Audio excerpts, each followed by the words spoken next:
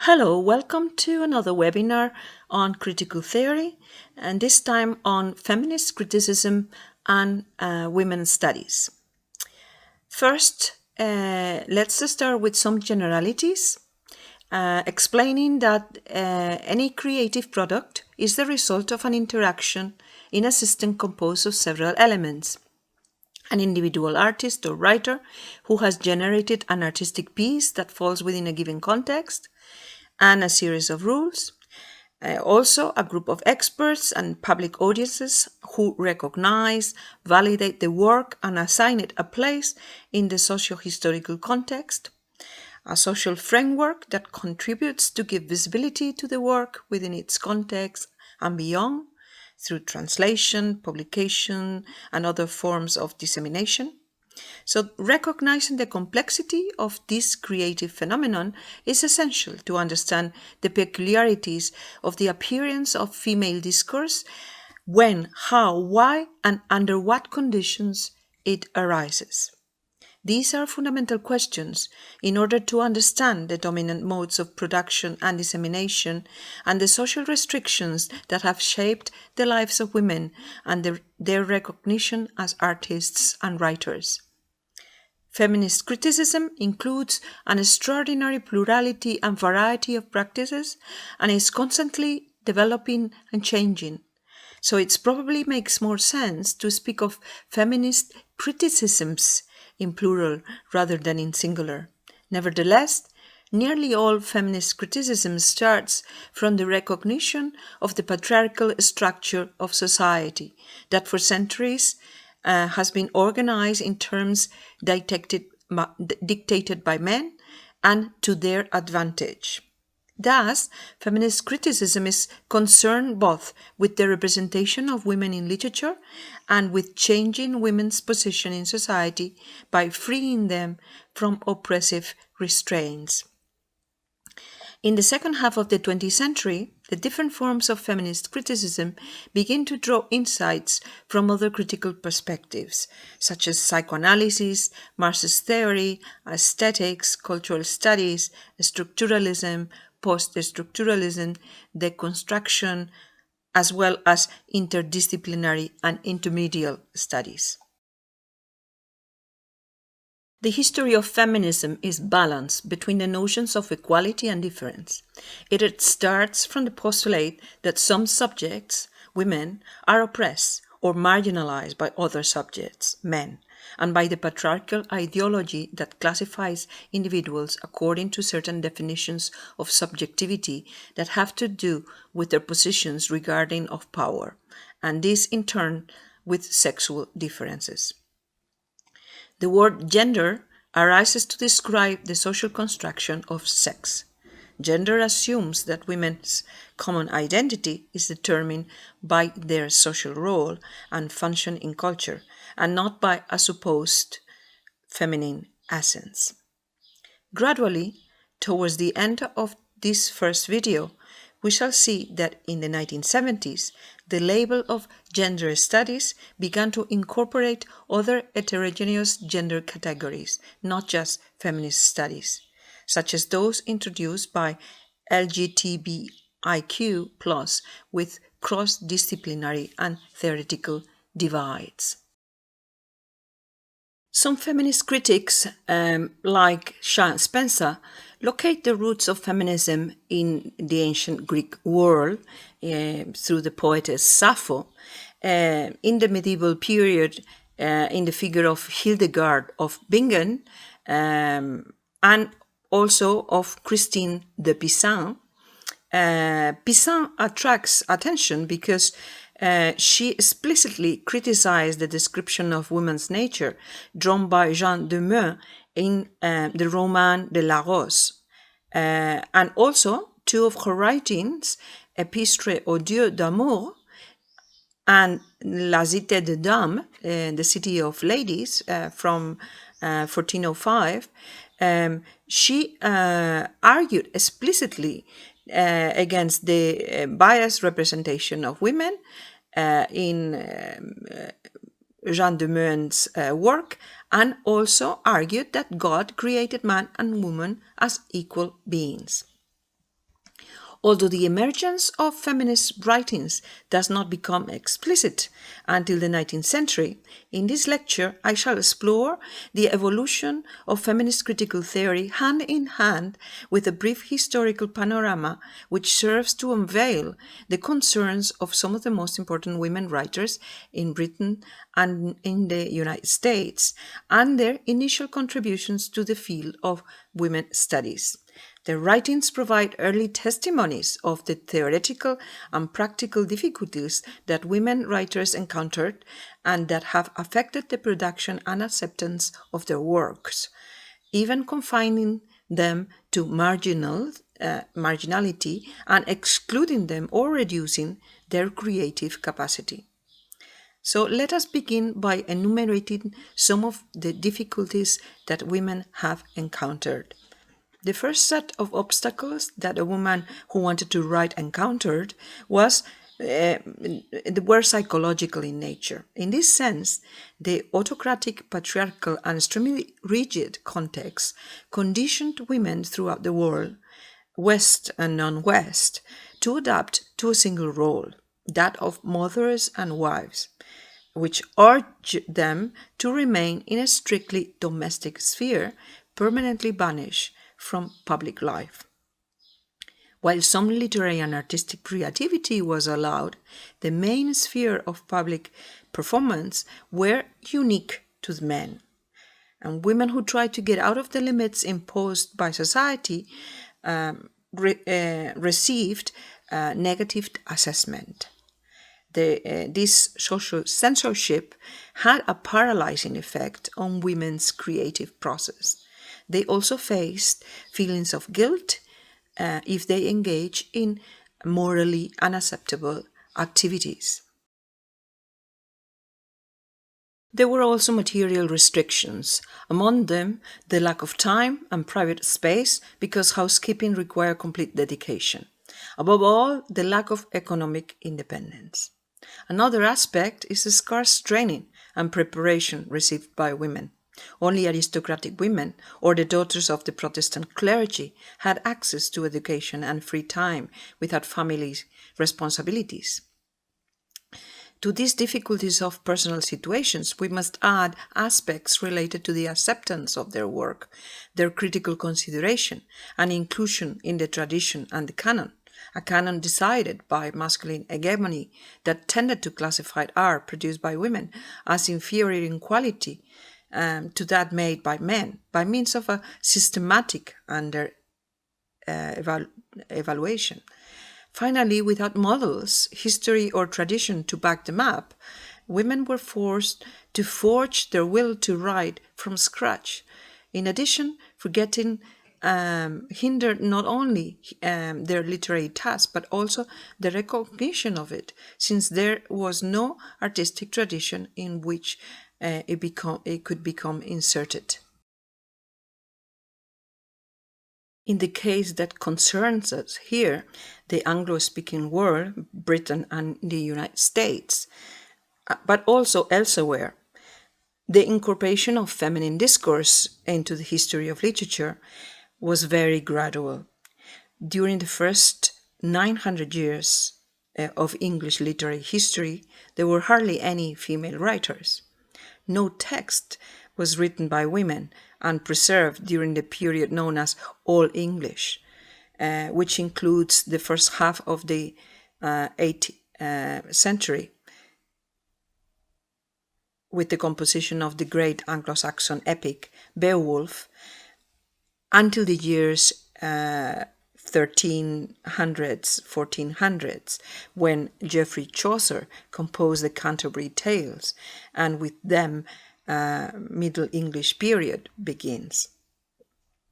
Perhaps, as Virginia Woolf suggested, there might have been some possible feminine authorships behind some of the poems of the oral tradition, hidden under these anonymous labels, but we might never find out. Women contributions in the Middle English period are scarce. Only 3 religious authors and mystics stand out: Juliana of Norwich, Margaret Kempe, and Juliana Berners.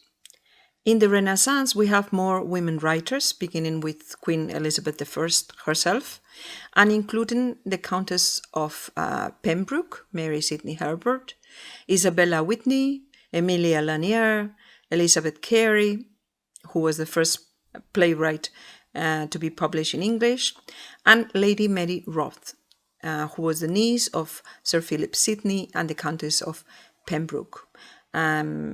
Lady Mary Roth was also a literary patron, and feminist critic Dale Spender states that Ben Jonson dedicated much of his work to her, including his Alchemist, published in 1610. Roth also wrote Urania, which was published in 1621, and which was a pastoral romance similar to that of Sidney's Arcadia. Although the text is a variation on the conventions of the pastoral, it has had some influence on the development of the novelistic genre. As mentioned, most of these early women writers were related either to the church or to the court, which allowed them not only to have a privileged access to education, but also to have certain power, prestige, and authority that women from other social classes did not enjoy. The 17th century was characterized by the harshness of its political and religious conflicts and marked by the rise to power of Oliver Cromwell's Puritan protectorate. The first women writers in this century excel in the production of private letters, diaries, and memoirs. The first autobiography in English had appeared in 1373, authored by Margaret Kempe, who had to dictate it since she could not write. Women writers in the 17th century included Lady Brilliana Harley, Margaret Cavendish, Countess of Warwick, Catherine Phillips, Duchess of Newcastle, Dorothy Osborne, Alice Thornton, Lady Fanshawe, Lady Gifford, Mary de la Riviere Manley, and Anne Finch, all of which are on your screen. Some of these women used conventional neoclassical forms such as satire and fable, but they also wrote autobiographical sketches that are notable for their realistic details concerning personal accounts, introducing sometimes bitter complaints about the marginal situation of women in education and their social rejection as writers. The enlarging map of women's poetry is one of the major achievements of academic criticism, amid much that has been ignored, undervalued, or forgotten, particularly in the 17th and 18th centuries.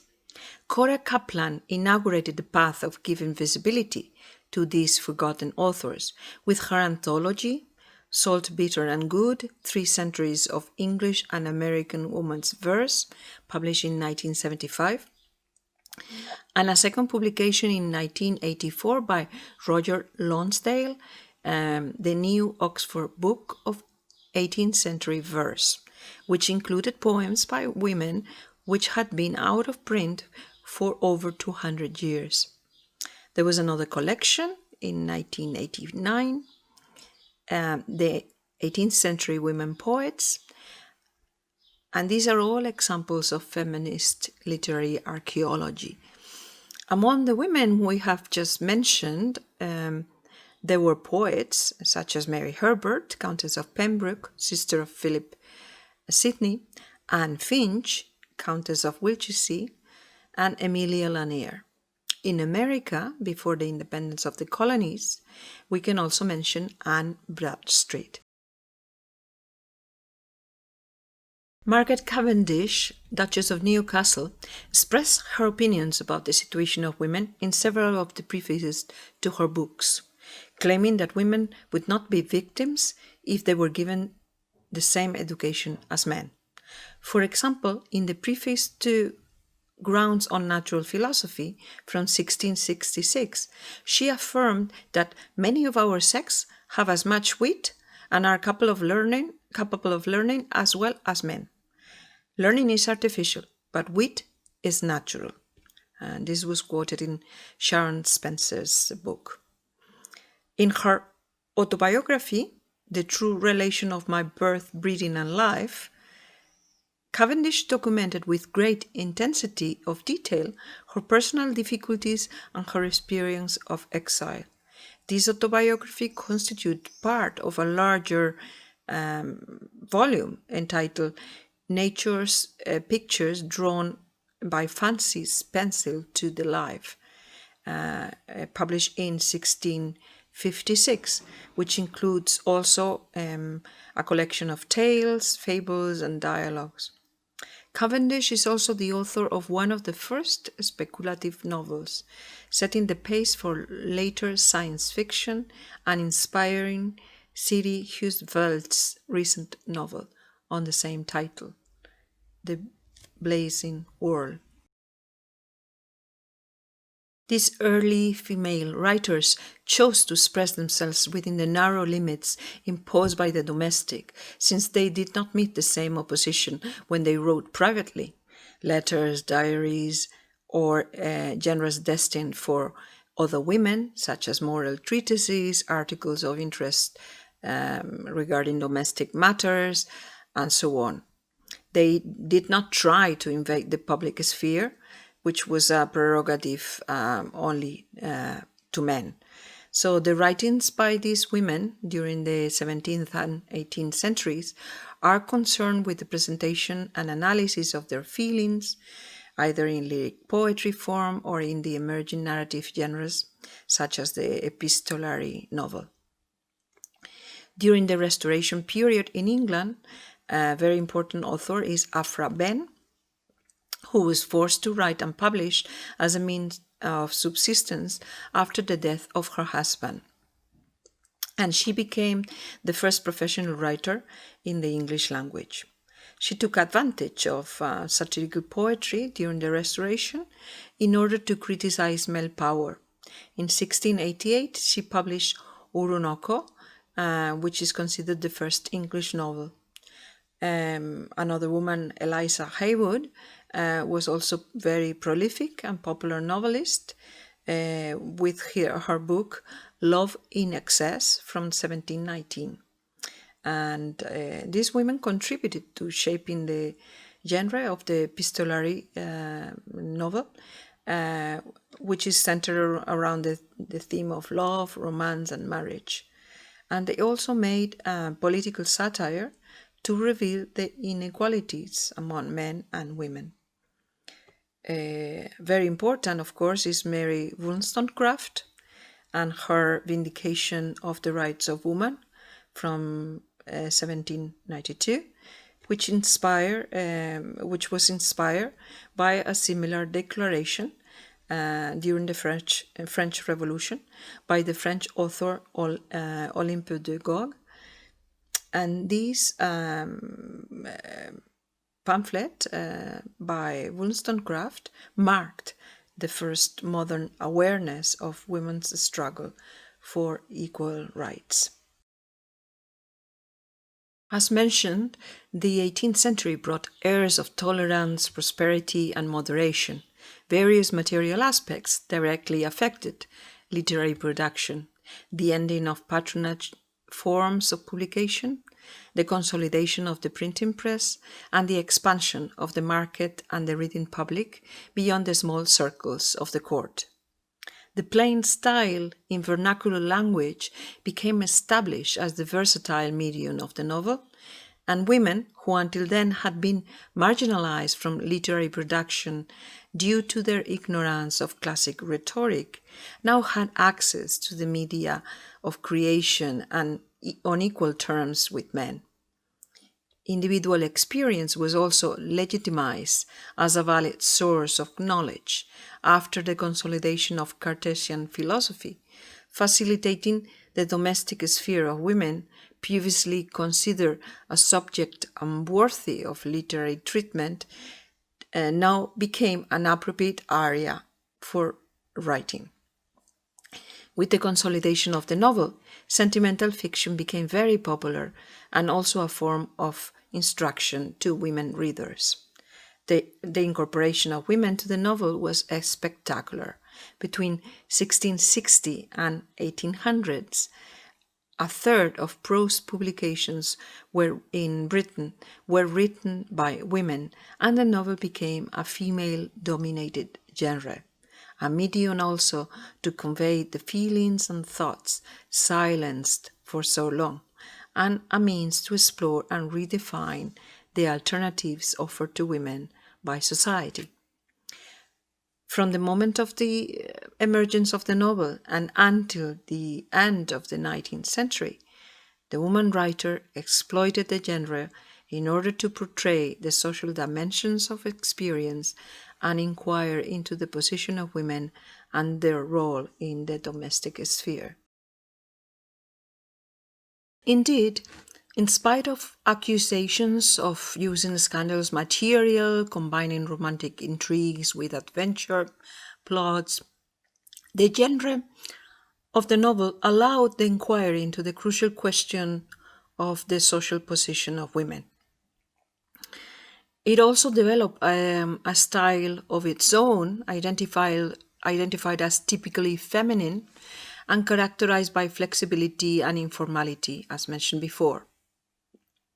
Alongside Afra Ben, Fanny Burney and her domestic novel Evelina became very popular, and also they used the epistolary format under the inspiration of Samuel Richardson's Pamela.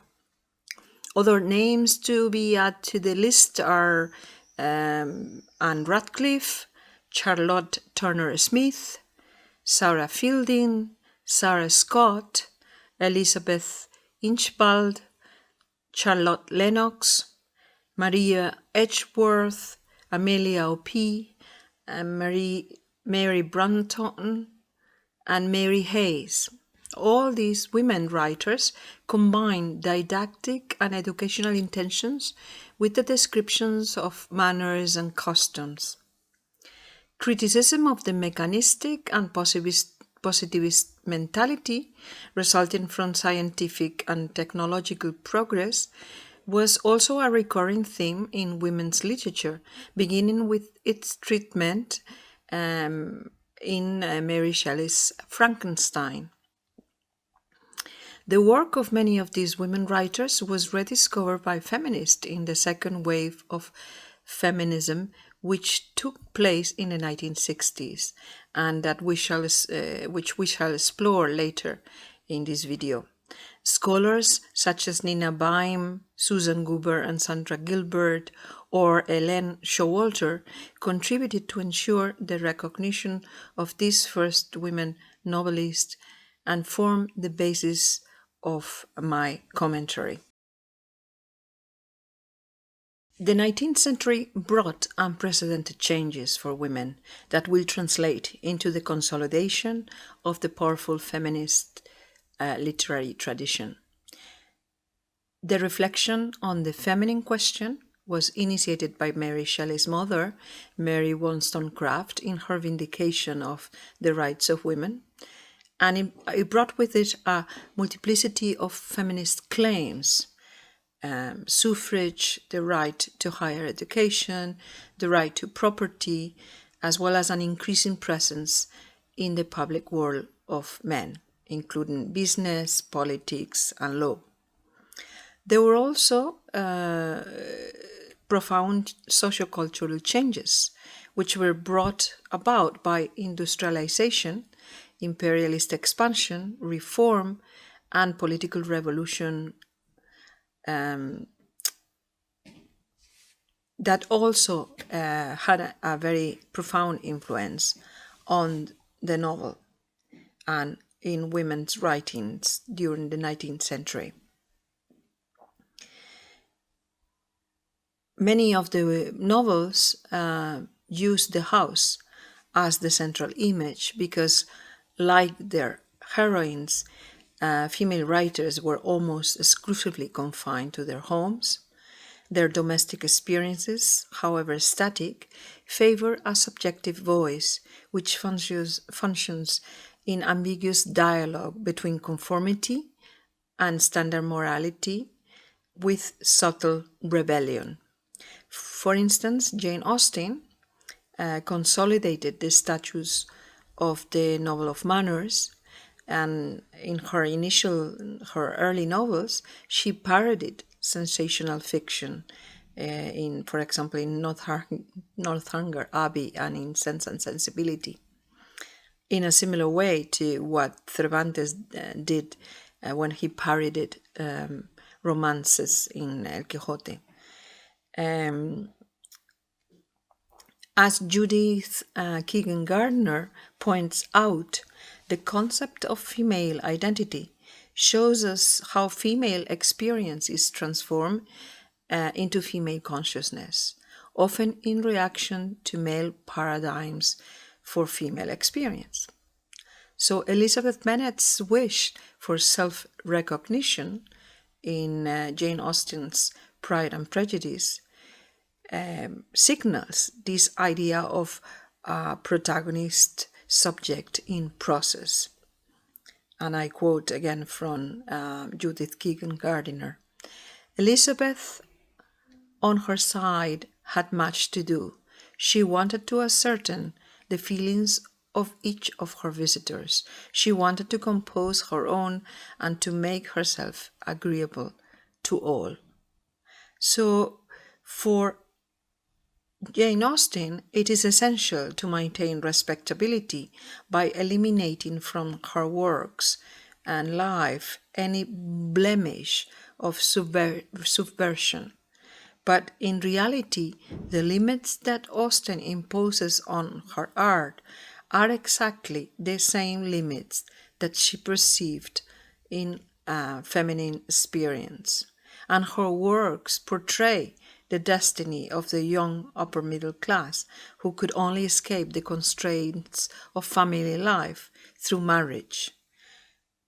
Her books subtly analyze the customs and thorny moral alternatives that such situations offered.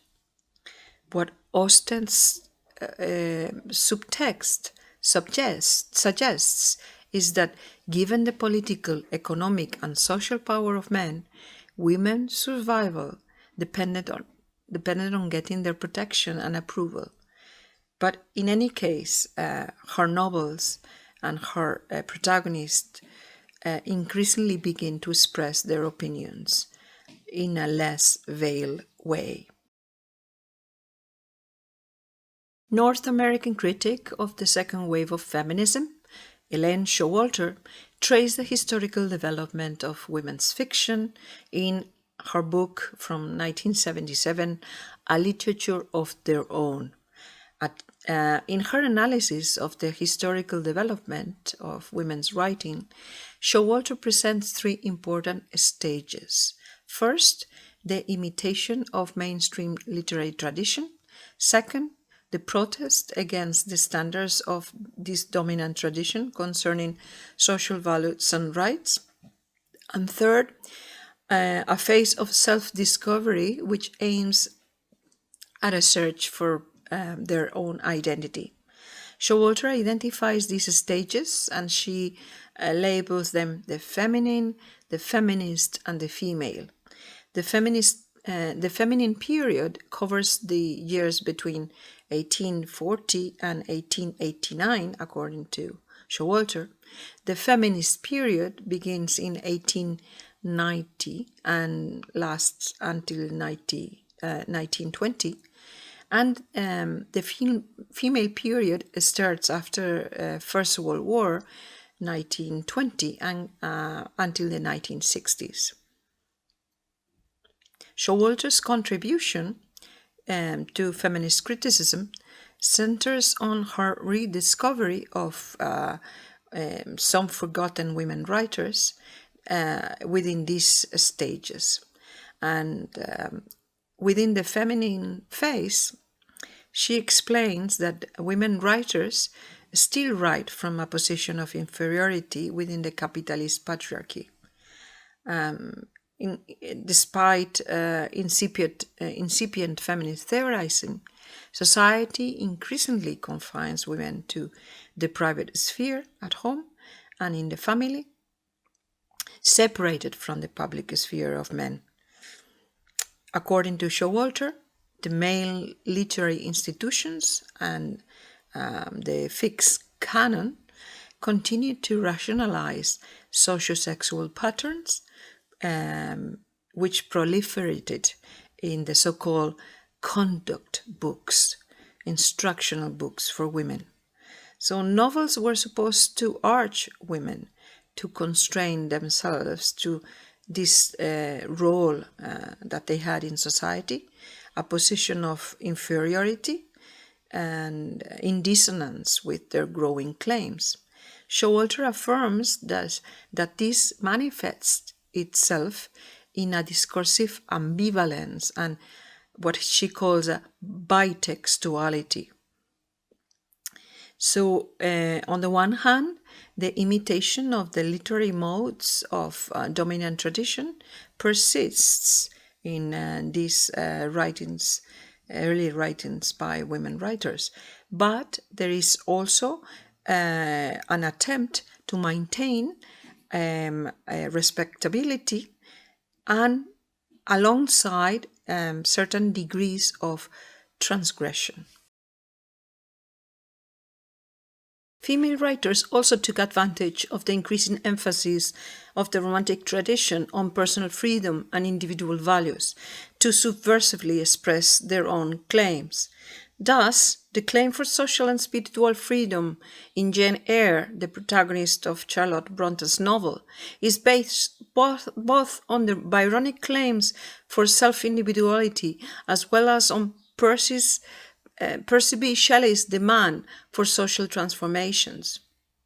The Chartist movement, which Shelley and Mary Shelley's father, William Godwin, pioneered, began in the late 1830s and claimed the vote mainly for males.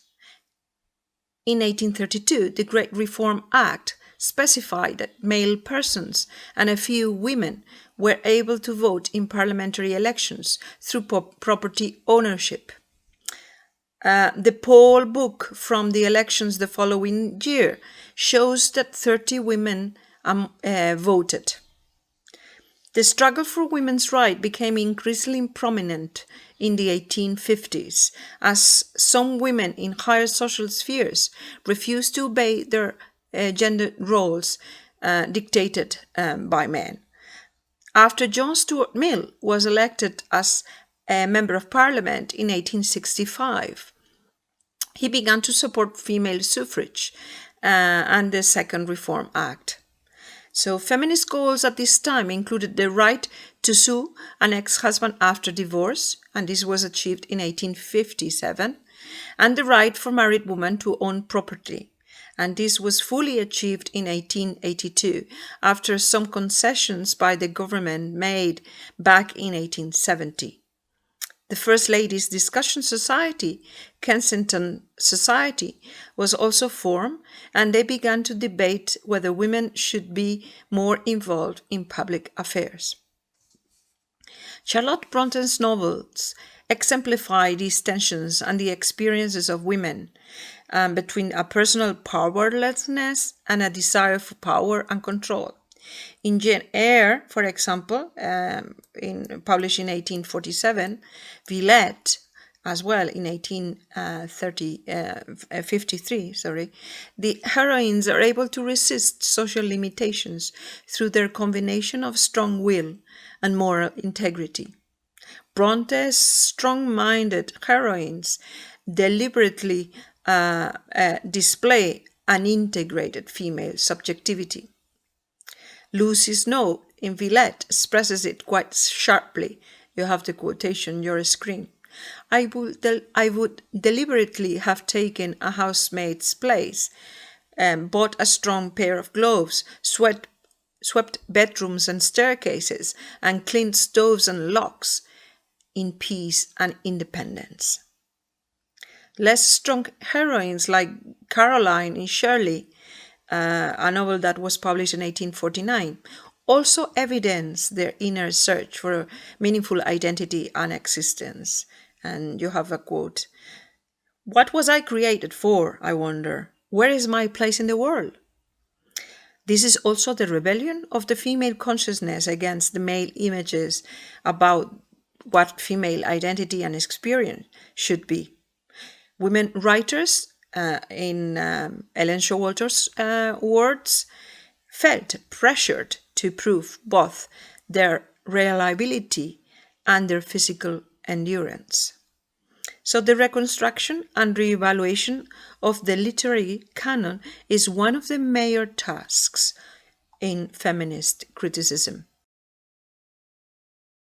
To continue the examples of women writers throughout the 1800s, we can mention Elizabeth Gaskell. In a letter from 1850, she writes about the deplorable conditions of the Bronte sisters' life and provides an excellent example of the struggles female writers faced. Mrs. Gaskell writes that the Bronte girls were not taught anything by their father and that they lived in extremely miserable conditions. However, in spite of their unfortunate background and poor education, Charlotte, writes Mrs. Gaskell, possesses and I quote, possesses a charming union of simplicity and power and a strong feeling of responsibility for the gift, referring to the writing. Indeed, I never heard of so hard and dreary a life. Extreme poverty is added to their trials. Poverty was no trial till her sisters had long lingered illnesses. She is true to herself and of a very noble sterling nature, which has never been called out by anything kind or genial. She is very silent and very shy, and when she speaks, chiefly remarkable for the admirable use she makes of simple words, and in the way in which she makes language express her ideas. So the double textuality of which Showalter speaks is particularly obvious with regards to the theme of female education. For example, in Mrs. Gaskell's last novel, Wives and Daughters, the highly affectionate and protective father, Mr. Gibson, who is an intellectual man of medicine himself, is against his daughter gaining too much learning. Here is his instruction to his daughter Molly's governess concerning her education. Don't teach Molly too much. She must sew, read, and write, and do her sums. But I want to keep her a child, and if I find more learning desirable for her, I see about giving it to her myself. After all, I'm not sure that reading or writing is necessary. Many a good woman gets married with only a cross instead of her name. It's rather a diluting of mother's wit, to my fancy. But however, we must yield to the prejudices of society, Miss Eyre, and so you must teach the child to read. So, although Molly loves her father and obeys all his orders and fulfills all his demands, she instinctively realizes that it is unjust for him to withhold a rich world of learning from her. And you have the quotation, her response. It was only by fighting and struggling hard that bit by bit Molly persuaded her father to let her have French and drawing lessons. But Mrs. Gaskell writes that he was always afraid of her becoming too much educated. So this attitude on the part of the male character is exemplary of the general acknowledgement of the patriarchal perception that women in society should be controlled and limited in their power. It also indicates the masculine resistance to the development of feminine identity, because possessing a strong identity meant possessing power as well. As the 19th century advances, female novels hold greater influence on cultural authority. Novelists not only comment on society, they were expected to influence its development.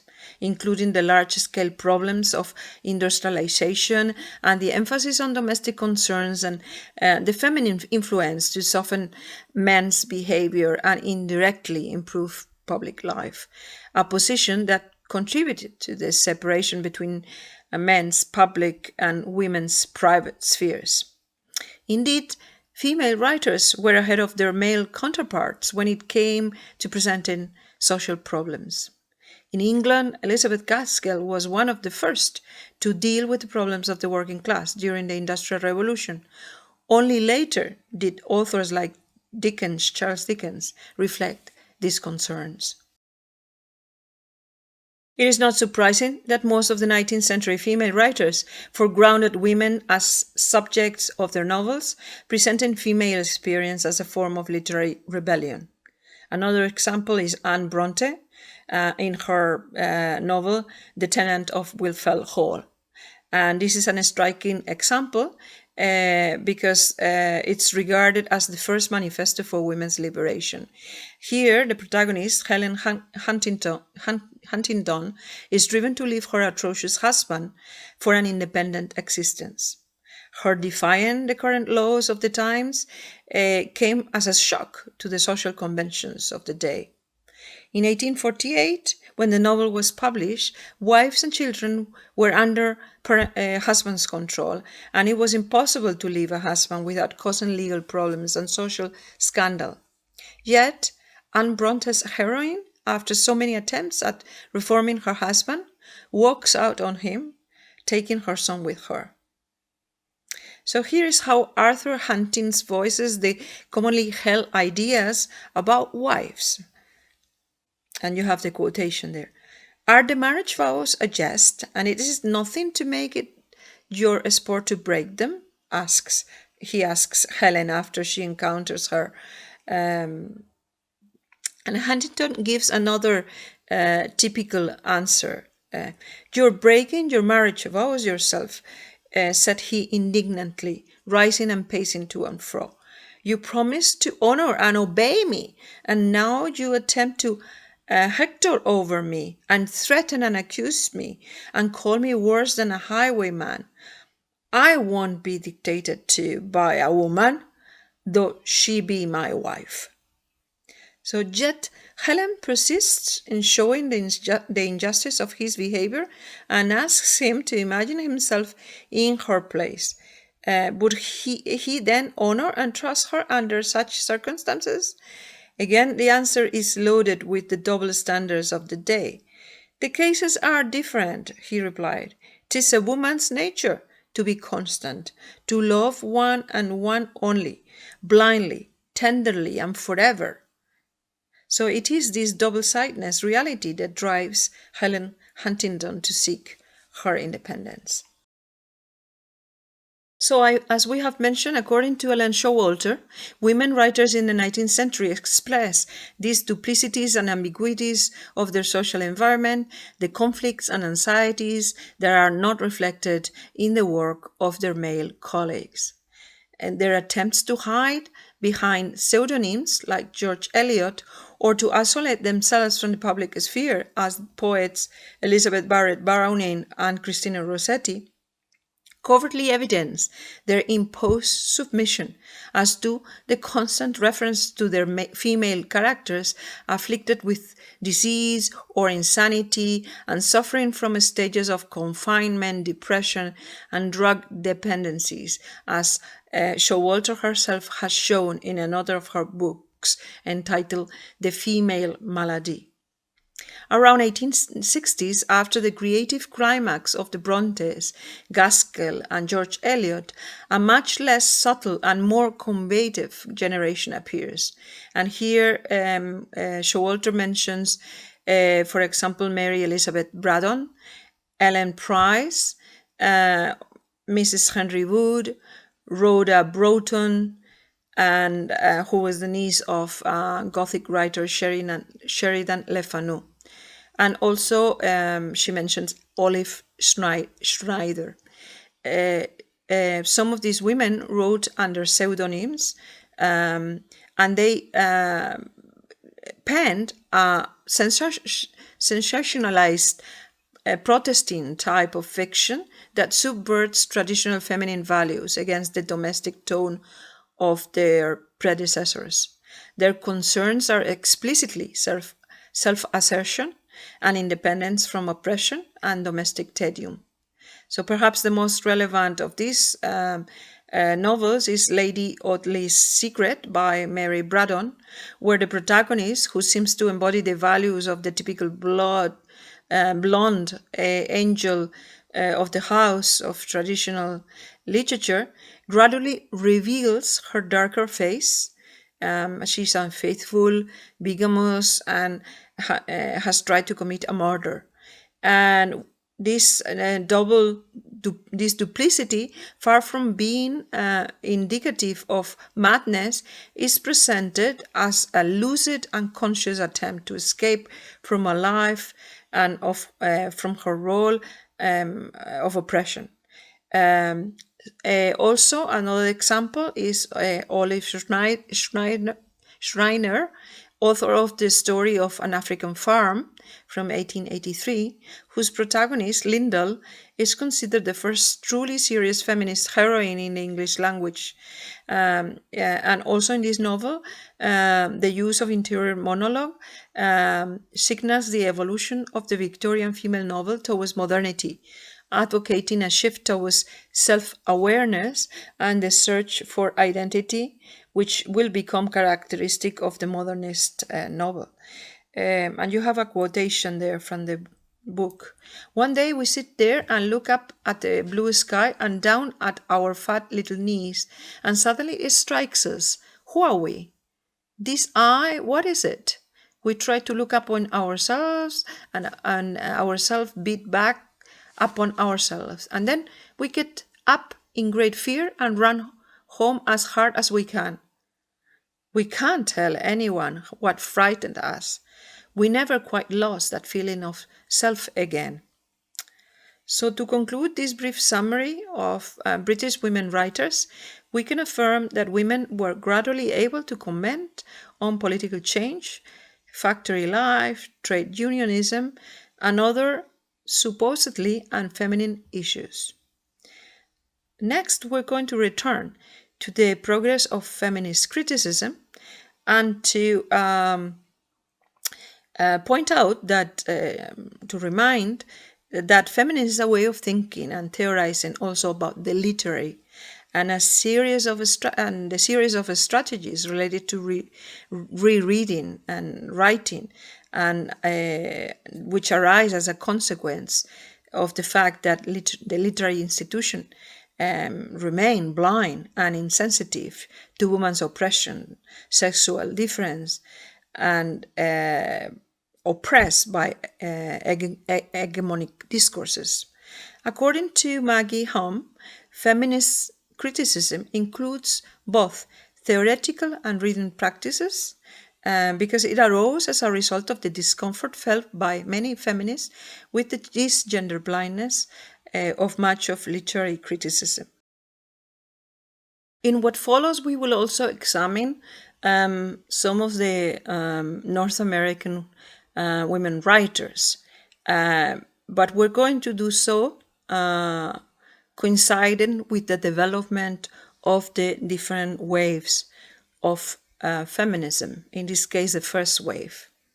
So, feminist criticism and women's studies, in their multiple facets, seek to rewrite literary history and give the authors who have been ignored or relegated in the background the right, the visibility they deserve, writes Maggie Home. This formulation of feminism starts from the assumption that there are some subjects who, despite their differences, maintain the social construction of sex, that is, gender, and that this takes place in the structures of language, which literature in turn reflects and reproduces. So we shall explore these differences in the course of this lecture, since they become particularly important in the second wave of feminism. In all the waves of feminism, feminists argue that patriarchy has over millennia assembled a wide range of means of controlling women and legitimizing that control. And this control affects several areas: the physical, social codes that promise, for example, obedience in the marriage ceremonies, social conventions, for example, pejorative references to sexually promiscuous women in contrast to the higher status accorded to men, also controlled by legal means, as we have seen, denying the women the right to vote, property rights, or even to legitimize them as writers. The marriage bargain, and here the woman provided sexual and child rearing services in return for males' breadwinning. And also control is established by foundational myths and religious stories, such as Adam and Eve story, and many of the myths that we find across the cultures throughout the world. The first wave of political feminism took place in the late 19th and early 20th centuries, emerging out of an environment of urban industrialization and liberal socialist politics in the United States. It is important to point out that the American literary experience is a post-colonial experience with respect to the dominant British culture. The specifically American literary identity, and with it we must include the identity of women's literature, emerged as the challenging response of a silence culture to the cultural hegemony of British and European literatures. But in addition, in American literature, we do not find racial, regional, or religious homogeneity. Thus, it is not surprising that the first wave of feminism occurs immediately after the independence from Britain in a very complex environment. The goal of this first wave was to open up opportunities for women with a focus on suffrage. The wave was it began formally at the Seneca Falls Convention in 1848, when 300 men and women rallied to the cause of equality. Elizabeth Cady Stanton drafted the Seneca Falls Declaration, outlining the new movement's ideology and political strategies. You have part of this declaration of sentiments on your screen. It is also important to mention that it was a white women movement, and this is going to be of importance because after the second wave of feminism, we begin to have a more inclusive feminist or feminisms in plural. Let us return for a moment to the emergence of feminine discourse in North America with the publication of Anne Bradstreet's first book of poems, The 10th Muse. It is a doubly post-colonial work against British canonical literature on the one hand and against male literary tradition on the other.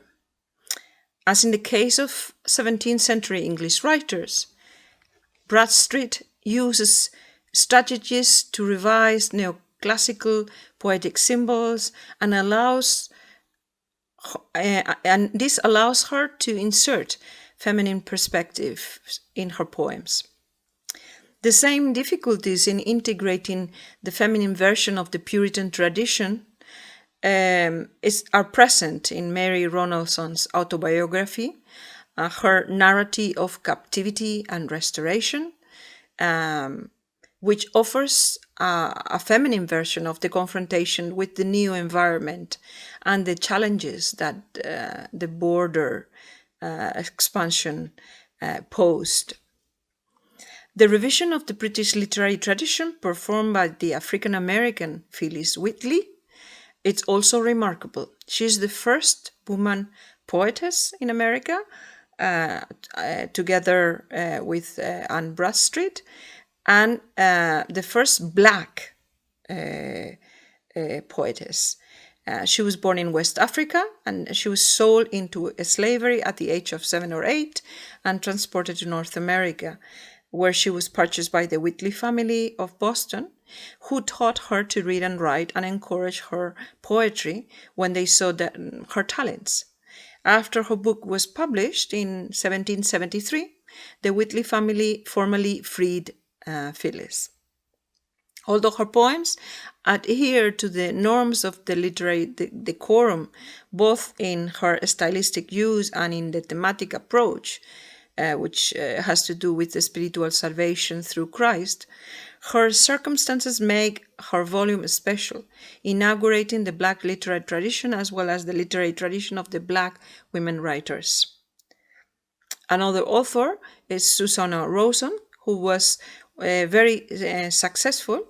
Her 1791 novel, Charlotte Temple, was the most popular bestseller in American literature until Harriet Beecher Stowe's Uncle Tom's Cabin, which was published in almost 60 years later, in 1851 and 2, in serialized format. In her 1978 volume, Fiction by and About Women in America, 1820 to 1870, American critic of the second wave of feminism, Nina Baim, tried to establish, as Alain Showalter did for the British tradition, the history of American women writers after the independence of the United States from Britain. Baim argues that after the Panic of 1837, a financial crisis during which unemployment went up and pessimism abounded. This is also the year in which Queen Victoria, who was 18, acceded to the British throne. A growing number of women authors presented as heroines in the novels appear as independent, and even though they retain typically Victorian values, such as the sense of duty, disciplines, self-control, and sacrifice, these heroines refuse to be victims. This refusal, argues Baim, marks the disappearance of the novel of seduction in women fiction, which had been very, very popular in the 17th century. Previous heroines, such as Charlotte Temple, and this is the novel by Susana Rosen, published in 1791, had to endure a situation where abusers, who were generally male, including fathers, step-parents, guardians, and patrons in orphanages, often plagued women and caused problems for them with their gambling and their drinking. Nina Baim also signals that although many female writers were initially writing out of economic hardship, as in the case of Louisa May Alcott, by mid-1850s, this was no longer the case, and authorship became a superior profession to needlework because of the greater involvement of mental power and also opportunities, not just financial opportunities, better than teaching, but also many women expected to gain some influence and reputation. So women's fiction of the period focused on securing education for women and also emphasized the importance of ethics and responsibility. And there was no emphasis on romantic love stories as in the previous century. So among these women writers, we can mention the following. Catherine Maria Sedgwick, who began to write in order to alleviate boredom and severe depressions and establish the tradition of historical romances with women protagonists who were endowed with heroic capacities. Maria Mackintosh, who was born into a wealthy and distinguished Georgia family, but after her parents' death, when she was only 20, she sold the family plantation and went to live in New York. There she invested in bank and stock, but lost everything in the panic of 1837, after which she began to write to support herself, and her novels always represent aggressive and expansionist views of women potential. Another author, it's Emma Neville Southworth, and who was a teacher until she got married. And then when her marriage broke up, she returned to teaching and to write in order to support herself and her child. So her message to women is to be fearless. There's also Caroline Lee Hentz, whose heroines were enterprising and strong-willed, and she recognizes that patriarchy is an institution that affects women as well as slaves. And the Warner sisters, Susan and Anna Warner, whose father had worked his way from a country boy into a successful lawyer, but again lost all his money in the panic of 1837. And the girls had to go to work to help the family. So the novel, The Wide Wide World, by Susan Warner, was an enormous success. It was published in 1851, and they recovered part of the family's fortune. So again, the heroines in these novels are independent and self-made women. Other names worth mentioning: Maria Susanna Cummins, Caroline Gisebro, Anne-Sophie Stevens, Mary Jane Holmes, Marion Harlands, and Augusta Evans. Of course, Harriet Beecher Stowe deserves a special mention. She was not fundamentally concerned with the woman question as an individual, but she called on women to take action against the evils brought by men to society. So her women characters in Uncle Tom's Cabin, which was a huge success, her women characters are engaged in various acts of civil disobedience and subversion of the law in order to help Tom escape. In 1871, she finally addressed the women condition in a satire entitled Pink and White Tyranny, which criticized the conventional upbringing of women. And finally, I would like to mention Harriet Prescott Spofford, on whom I have done some research and published an article in the European Journal of American Studies in 2018. And she was one of the first women authors in science fiction. The 19th century marked the breakdown of the alliance with the British culture tradition in America and the efforts to find a properly American independent tradition. Emerson called for writers to be capable of doing justice to the new nation, and this call finds its echo in the female writers, all of which were inspired by the myth of success in the new American nation and in the participation of the formation of a national literature. A generation which has been named the literary domestics of white Protestant women writers emerged, protected by the development of the feminist movement in the United States, a movement that also received its push from abolitionism and from the development of democratic institutions and social changes after the dispersion of power by the colonist nobility once the revolution finished. Social changes and the crisis of 1837 determined that this generation of women writers were forced to contribute financially to the maintenance of their families through their writing. During this period, there was also an explosion of women clubs to foster self-education and to involve themselves in reform movements. These clubs sponsored social reform campaigns that range from the establishment of kindergartens to the passage of food laws and the installation of women matrons in prisons, and also anti-lynching crusades. Women were seen as carrying their nurturing values into the public world as nurses, teachers, and philanthropists, particularly those women associated, for example, to the Transcendental group.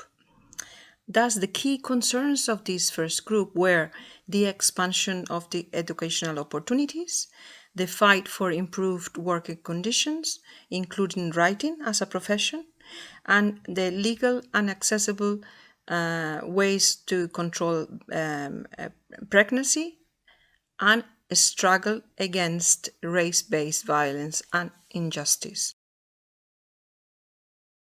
In a volume from 1991 entitled Conflicting Stories, also seeking to characterize the literary work done by American women in the second half of the 19th century, after independence and the Civil War, Elizabeth Hammonds argued that there were two different groups of women writers. The first group included women related to the Transcendentalist movement, for example, like the journalist Margaret Fuller and her Woman in the 19th Century, which was published in 1845, defending women's rights, or Louisa May Alcott, author of Little Women, which was published in 1868. According to Hammonds, and in a similar way to that enunciated by Alain Showalter with respect to the British authors, the position of these American women writers was ambiguous. On the one hand, they had to maintain a family perspective linked to the domestic sphere.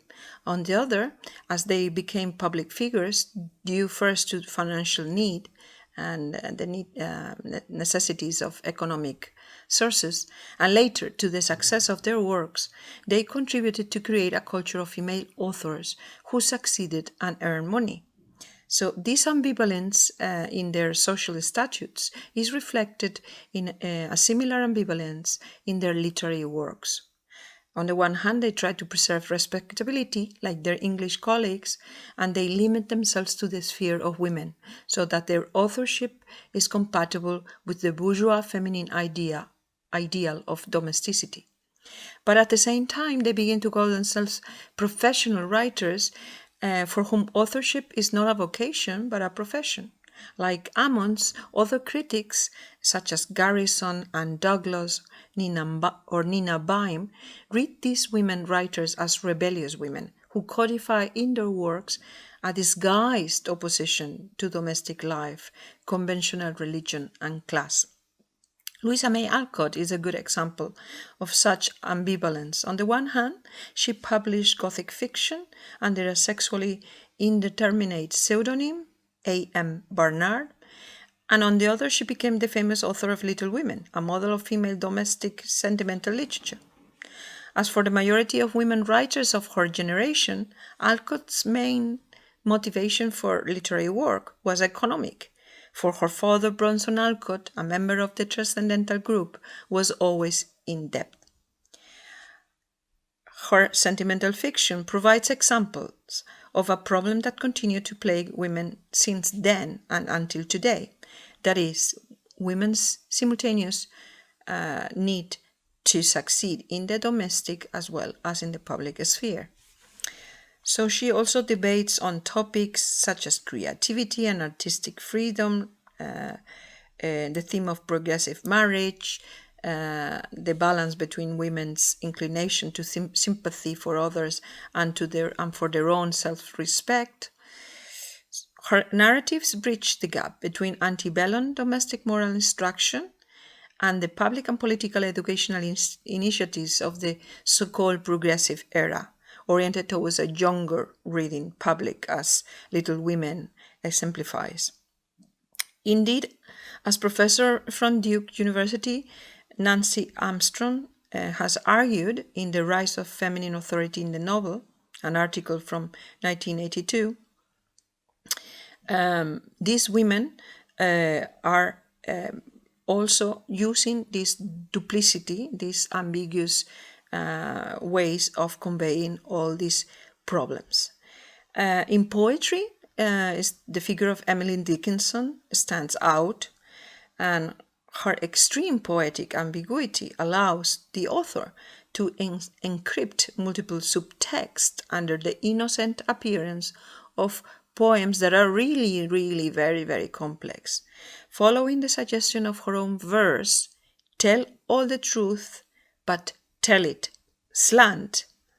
She addressed such delicate issues as female sexuality, the female relationship to literature, the subtle power structure of the sexual, the social, and the artistic.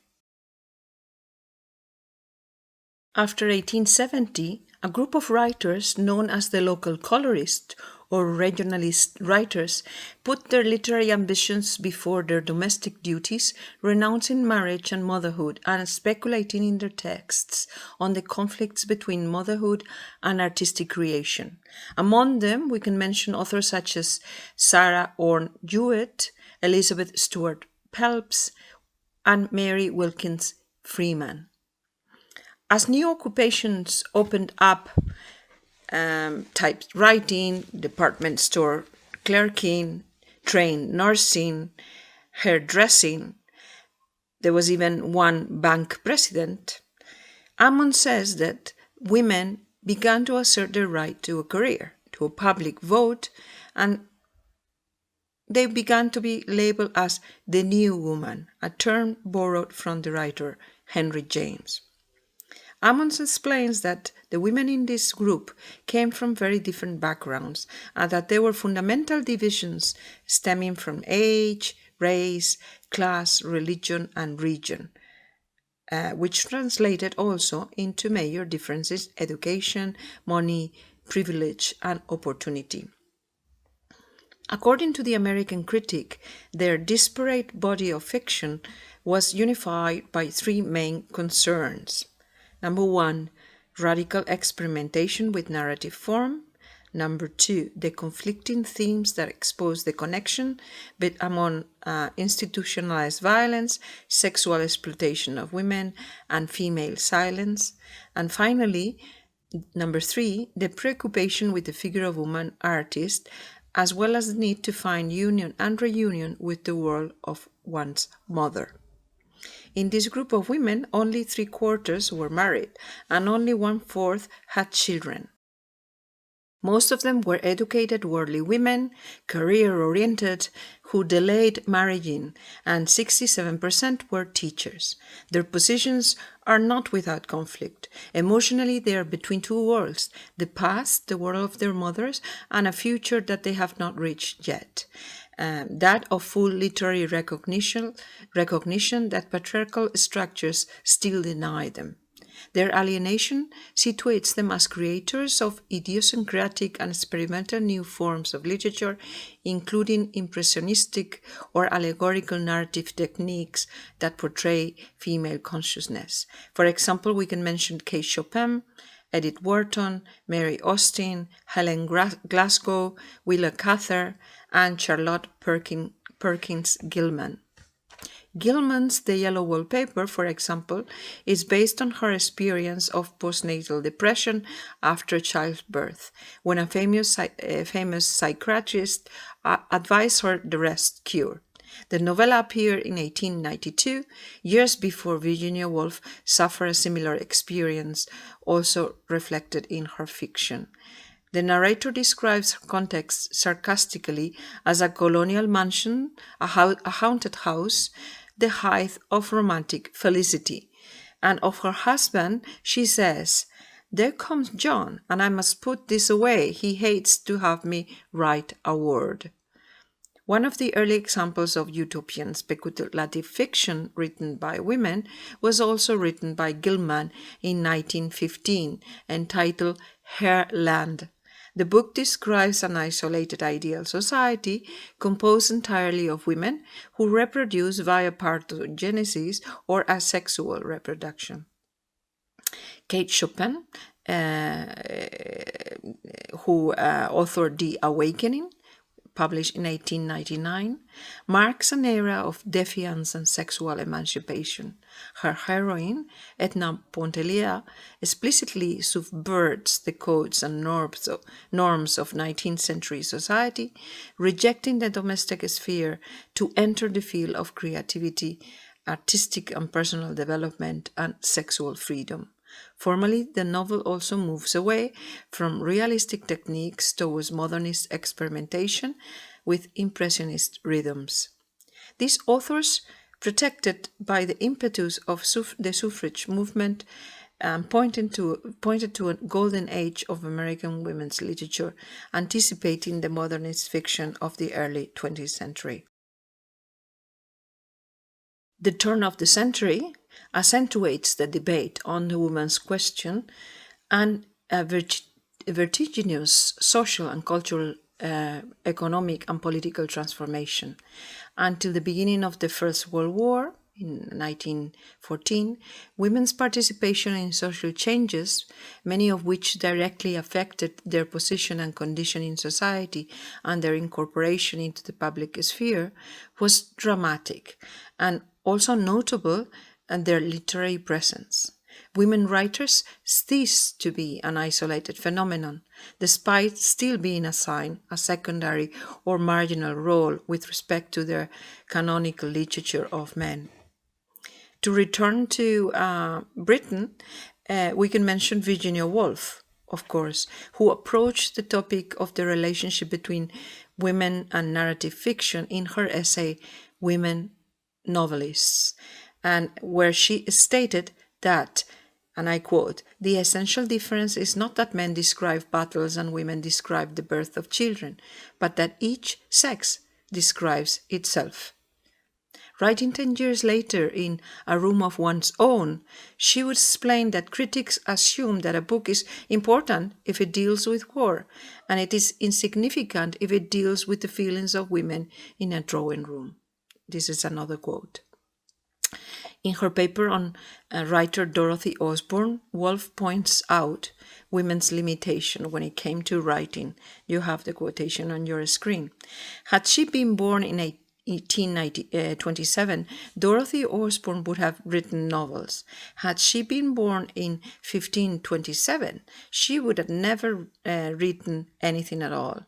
But she was born in 1627, and at that time, though writing books was ridiculous for women, there was nothing unseemly in writing a letter. And so, by degrees, the silence is broken. Woolf lectures delivered in 1928 and later collected in A Room of One's Own became the cornerstone of subsequent feminist criticism in the United Kingdom. The most highlighted argument was her conclusion that without the necessary material conditions, women could never participate in the elite culture. However, the test is much more ironic, complex, and ambiguous than the simple obvious fact that material poverty imposes intellectual poverty. In the first chapter, the author writes, and you have some quotations on your screen, "The title Women and Fiction might mean, and you may have meant it to mean, women and what they are like. Or it might mean women and the fiction that they write. Or it might mean women and the fiction that is written about them, or it might mean that somehow all three are inextricably mixed together and you want me to consider them in that light." Indeed, Woolf's prose consists of a journey through the three possibilities interwoven in a hardly soluble way, because what the writer points out from the beginning is that the questions of the true representation of women, of the representation of women by themselves, and how men represent women cannot be easily discriminated against. The British author already anticipated feminist concerns and a debate that spread throughout the second half of the 20th century. In one of the lectures entitled Women and Fiction, published 1 year after A Room of One's Own, Woolf speculated on the new colors and shadows, these quotes, in women's writing, envisioning new avenues for women's writing, not only emotional, I quote, but also intellectual, political, including the writing of essays and criticism of history and biography, beyond the personal and political relationships, to that wider questions which the poet tries to solve, of our destiny and the meaning of life. These are all quotes from Woolf. Her inner war agenda for women novelists included the crucial distinction between the domestic and private spheres, one of the topics of debate at the time. Woolf described women's world of cooking, child-rearing as dark country, and she echoed Mary Wollstonecraft charge in a vindication of the rights of women that women were grouping in the dark. So Woolf contemplated women's growing presence as a form of resentment for the treatment of her sex and pleading for their rights. And these are again quotes. Feminist criticism would reread texts by women in order to find in them political resistance to the hierarchies of gender camouflaged under a domestic patina. Until the 1960s, early feminists would repeat Wollstonecraft and Woolf's analogy of women in the dark domestic sphere, locating woman's oppression initially as in her imprisonment in the bourgeois household and the exploitative ideologies which maintain the separate spheres. If Wollstonecraft's vindication of rights of women had marked the first modern awareness of women's struggle for equal rights, Virginia Woolf's A Room of One's Own developed and enhanced these views with a strong female sensibility and criticism. And Woolf argued that the male-dominated ideas of the patriarchal society prevented women from realizing their creativity and true potential. And I quote, "In the first place, to have a room of her own, let alone a quiet room or a soundproof room, was out of the question unless her parents were exceptionally rich or very noble. The indifference of the world which Keats and Flaubert and other men of genius have found so hard to bear was, in her case, not indifference, but hostility." In another essay entitled Professions for Women, Woolf stated that women had to kill, and that she had to kill, the angel in the house in order to write her novels and critical works. And I quote again, "Had I not killed her, she would have killed me. She would have plucked the heart out of my writing. For as I found directly I put pen to paper, you cannot review even a novel without having a mind of your own, without expressing what you think to be the truth about human relations, morality, sex. All these questions, according to the angel of the house, cannot be dealt with freely and openly by women. Killing the angel in the house was part of the occupation of a woman's writer."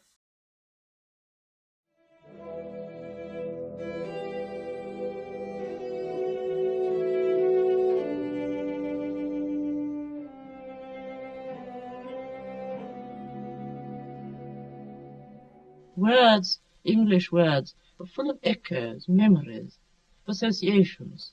They've been out and about on people's lips, in their houses, in the streets, in the fields, for so many centuries. And that is one of the chief difficulties in writing in today. They're stored with other meanings, with other memories, and they have contracted so many famous marriages in the past. The turn of the century was a deeply tragic period, with the devastation of the First World War, and during the war, women took the place of men who were fighting in the front. They began to run businesses and industry while maintaining their domestic chores and replacing male labor force with the first massive incorporation of women into paid and recognized work in the public sphere. In turn, this reversal contributed to female autonomy and promoted new demands to occupy new professions, as Virginia Woolf argued in her essay Professions for Women. These professions included journalism, advocacy, politics, or medicine. The war also contributed to the materialization of some of the demands made by women. For instance, in the United States, women had been fighting for the right to vote since 1848. But the 19th Amendment to the United States Constitution, which introduced women's suffrage, was not passed until 1919 and was only ratified in 1920. The apocalypse of the First World War culminates in a period of increasing anxiety and devastation of the last certainties. Artists and women among them respond to changes in world perception with a deep search for aesthetics and formal innovation capable of portraying changes and anxieties. This experimentation is so radical that novelists break from the realistic tradition and its social dimension in order to focus on questioning the self, problematized with the contributions of Sigmund Freud's psychoanalysis and his theorizing about the unconscious, and also questioning reality, especially after Albert Einstein's speculations and other findings in quantum physics regarding the unpredictability of matter. In spite of the advances regarding women's right to vote, women's literature suffered further marginalization. Radically innovative and experimental authors in narrative fiction, such as Dorothy Richardson, Virginia Woolf, or Catherine Mansfield, were not given visibility in spite of their evident merits. The male response to the social transformations was one of deep anxiety at the loss of previous stability and well-being, as T.S. Eliot's narrative poem The Wasteland reveals. But women's literary explorations were not so pessimistic and continued to focus on the creation of a deliberately feminine aesthetics to the novel. These authors abandoned the prevailing female figure, sacrificed and dependent, to create protagonists who offer inspiring alternatives to traditional roles. Dorothy Richardson's Pilgrimage collection and her first volume entitled Pointed Roofs, published in 1915, included a sequence introducing the so-called stream of consciousness, preceding both James Joyce and Virginia Woolf, and reflecting the feelings and thoughts of her feminist protagonist, Miriam Henderson, seeking a voice feminine. During the peak of English literature modernism in the decade of 1914 to 1925, and in the absence or loss of many writers, male writers, during the war, these women took over the lead in new literary trends, becoming responsible for the narratives able of revealing the inside of each mind and the impact of experience and memory on it.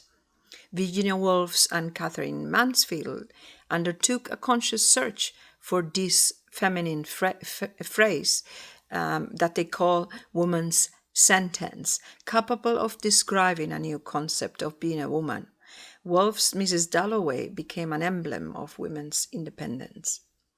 North American novelists, many of them expatriates like Duna Barnes, also joined in this quest. Feminist critics of the second wave of feminism, particularly those focusing on the use of language, like the French critics, made explicit the essential contribution of women to the modernist novel, signaling this new formal modernist experimentation pointed towards a type of discourse that was close to feminine discourse. In particular, we shall later explore the work of Julia Kristeva and Hélène Cixous. In the United States, there was, according to Alain Showalter, a relative slowdown in feminist awareness. She called it the awkward age for feminism. The poets were particularly affected by this crisis. Showalter has explained that the poets' subversive reviews of patriarchal literary traditions produce radical female versions of modernism that contemporary critics fail to understand and recognize. Thus, in Showalter's words, the worst casualties of the interwar period were the women poets, including the expatriate American poets like Gertrude Stein, H.D., and Marianne Moore. In Britain, Edith Sitwell sought styles and forms that freed women from the conventions of patriarchal poetry, apt to express their different perspectives. Even the less radical poets like Elinor Wylie or Sarah Teasdale, Edna St. Vincent Millay, or Genevieve Taggart in the United States were also marginalized, in particular because of their use of the first-person lyric poetry, which was judged sentimental and lacking formal rigor. Their attempts to insert a feminine perspective and incorporate political concerns into their works were not well received by male critics. As in Great Britain, the 1930s was a difficult period for women's literature, with women writers being torn by the conflict between their political commitment and their willingness to express their perspectives as women.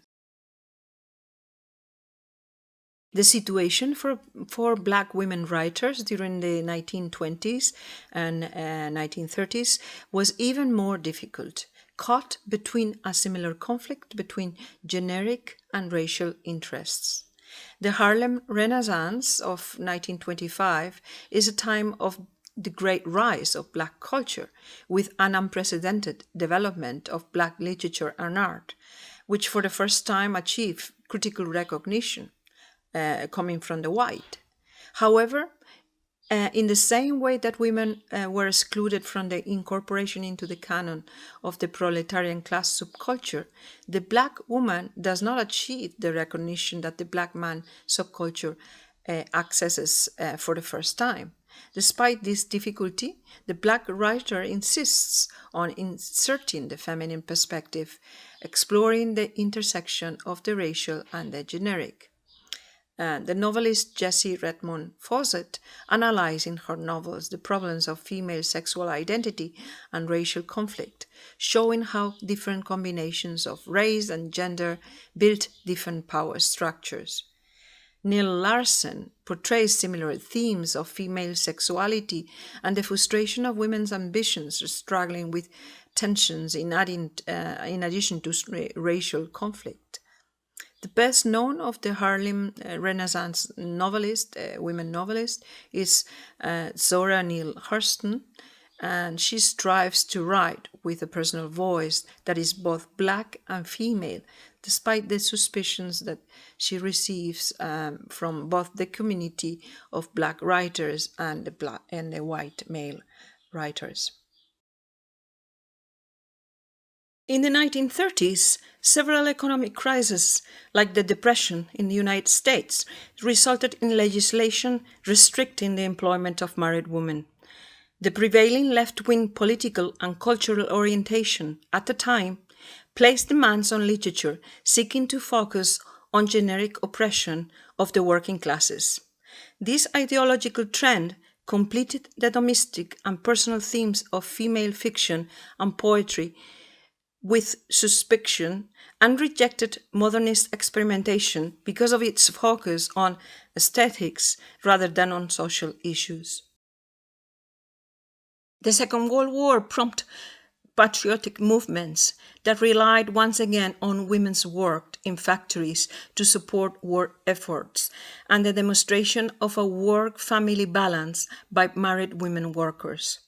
The literary production in general and women's literary production during this period loses further influence. Much propaganda focused towards the incorporation of women workers, replacing all the male force fighting in the military fronts. During the war, women's normative roles of housewife were transformed into patriotic duty. The percentage of women in industrial jobs in Britain went up from 20% to 27% between the period of 1938 and 1945 because of the labor shortage, which where an estimated 1 million people were needed for the armed forces.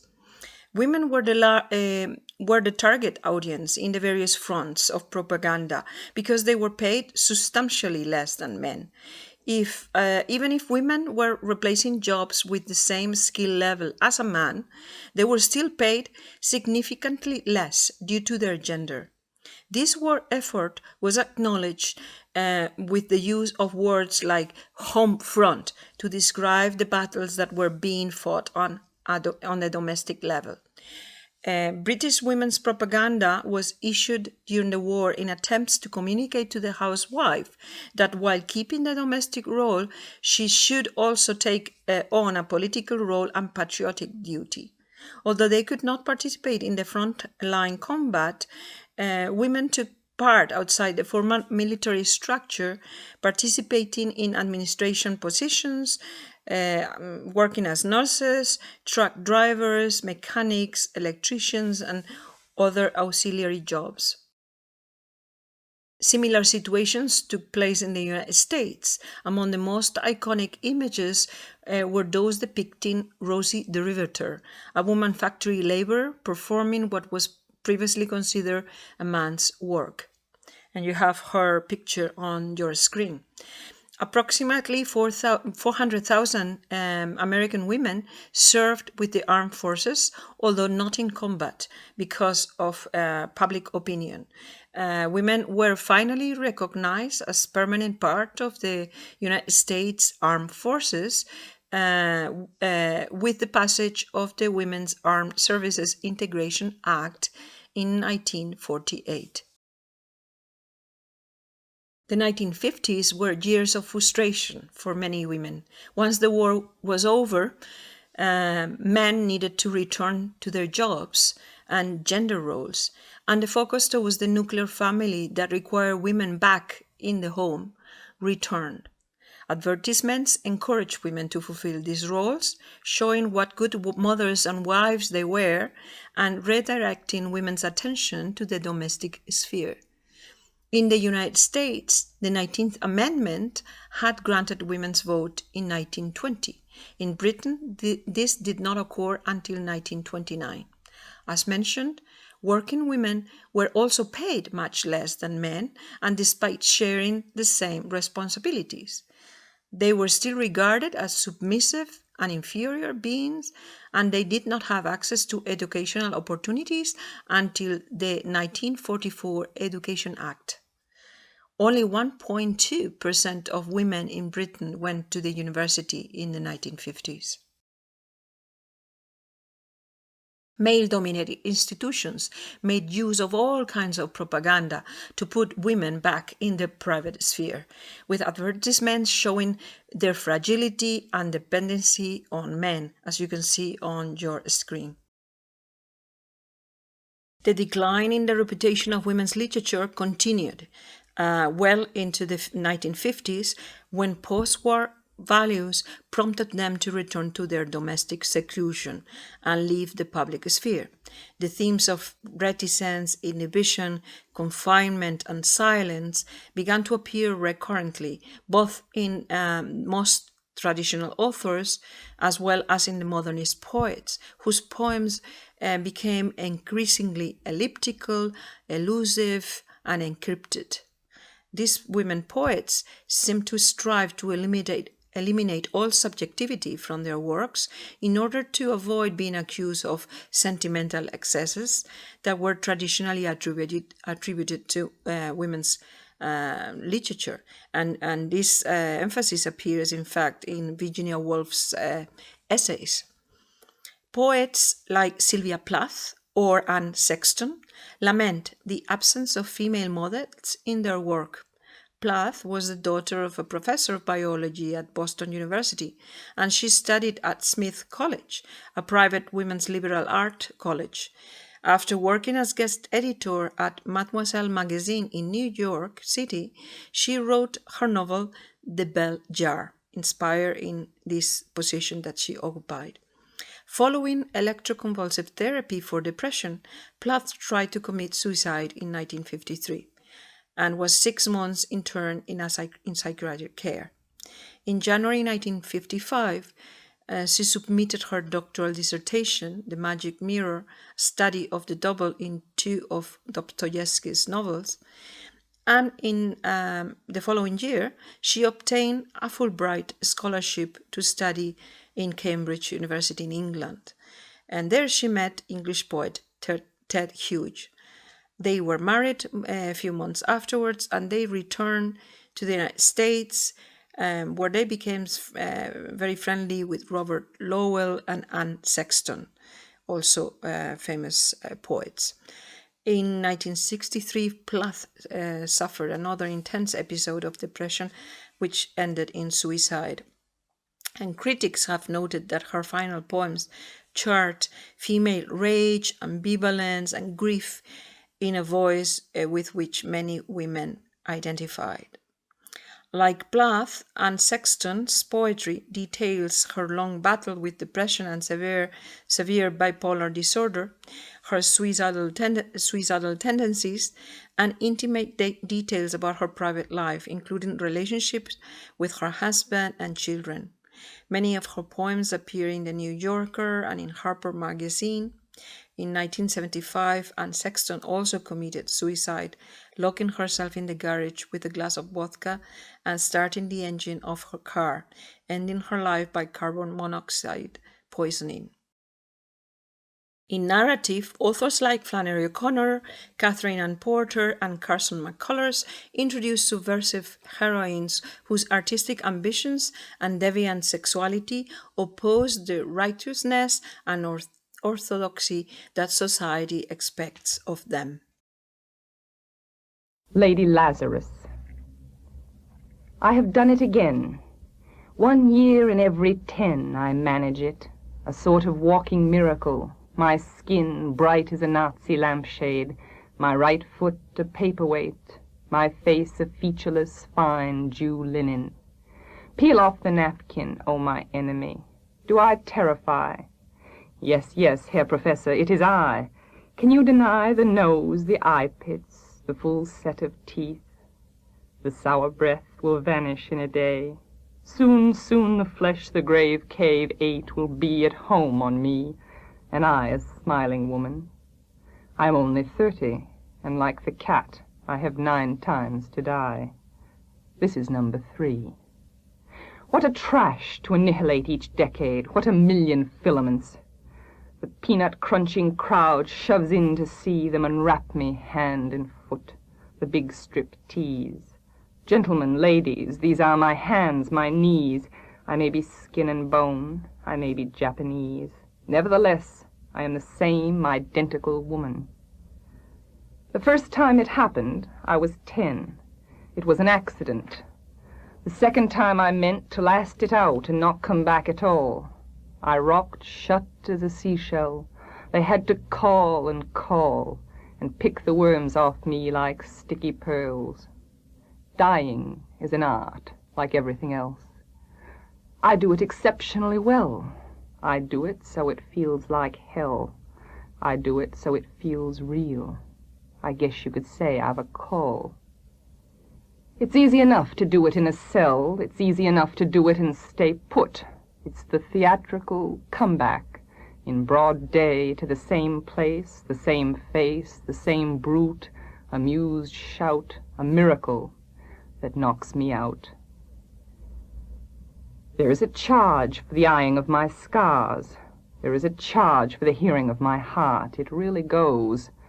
And there is a charge, a very large charge, for a word or a touch or a bit of blood or a piece of my hair or my clothes. So, Herr Doctor, So, Herr Enemy, I am your opus, I am your valuable, the pure gold baby that melts to a shriek. I turn and burn. Do not think I underestimate your great concern. Ash, ash, you poke and stir, flesh, bone. There is nothing there, a cake of soap, a wedding ring, a gold filling. Hear God, hear Lucifer, beware, beware. Out of the ash I rise with my red hair, and I eat men like air. Feminists continue to denounce women's situations of inequality and emphasize the need to create bonds of trust, encouragement, and friendship among women. In the 1950s and 60s, female bonding, that is, the formation of close personal relationships and patterns of friendship, attachment, and cooperation among women, were encouraged in order to support women communities. In the United States, the women's club movement had started during the so-called progressive era of social reform, a period of widespread social activism and political reform that spanned between the 1890s to the 1920s. It had established the idea that women had a moral duty and responsibility to transform public policy through reforms in education, child labor, juvenile justice, legal reform, environmental protection, and the control of drink by encouraging temperance. These communities re-emerged in the 1950s, supporting racial desegregation and the protection of natural resources in what became the emergence of ecofeminism, a movement re-evaluating ancient female communities as spiritual utopias, convents and monasteries, female nursing, women as teachers, and so on, also emerged in these years, appearing as possible early feminist models. Examples of womans, that is, a close but non-sexual, non-romantic relationship between women as a source of community, also began to appear in fiction and movies. Also in the 1950s, speculative fiction and science fiction, which allowed alternative presentations of feminist utopian and dystopian ideals, became a genre in which women began to contribute interesting insights. Despite the criticism it received, the sensationalist fiction written by female authors at the turn of the century had contributed to establish a highly commercial and lucrative female narrative model, but had also become a platform to speak about taboo subjects such as sex, passion, and violence. Thus, lesbian pulp fiction surged in the 1950s. The first paperback to address a lesbian relationship was published in 1950 with Women Barracks by Teresa Torres. Women Barracks sold 4 million copies and was selected in 1952 to become an example of how paperback books were promoted moral degeneracy by the House Select Committee on Current Pornographic Materials. These books were sold at drugstores, magazine stands, bus terminals, and other places. They were small enough to fit in a purse or back pocket, and they were also cheap. They were mass market paperbacks, often addressing dirty topics like drugs, gangs, white slavery, crime, murder, and homosexuality. Authors of lesbian paperbacks were both male and female and often used pseudonyms. The male authors frequently use female names. The decade of the 1950s also brought some of the best crime fiction written by women. The volume Women Crime Writers, 8 suspense novels of the 1940s and 50s, edited by Sarah Weinman, collects 8 of these novels listed on your screen. One of the pioneers in crime fiction was in fact Louisa May Alcott, the author of Little Women. In recent years, scholars have discovered that she published many short detective narratives using various pseudonyms. It is interesting that women use these popular pulp fiction and hard-boiled genres to vent their frustrations and also to express their anger against their male counterparts. Other American writers who, like Agatha Christie in the United Kingdom, succeeded in writing crime and detective novels were Dorothy Hughes, Patricia Highsmith, who all incorporated lesbian themes in some of her novels, like Carol or The Price of Salt on your screen. The 1950s also saw the expansion of mixed forms of criticism, such as Marxism, cultural materialism, cultural studies, neo-historicism, and post-colonial studies, all of which began to incorporate the theoricity of history, and in this case, the history of feminist criticism. Under the banner of the personal is political, feminist critics reread the domestic and sensational fiction that had previously been stigmatized as the mere dumping ground for emotions as political tests. Simone de Beauvoir was one of the first to advocate a revolutionary form of sexual politics.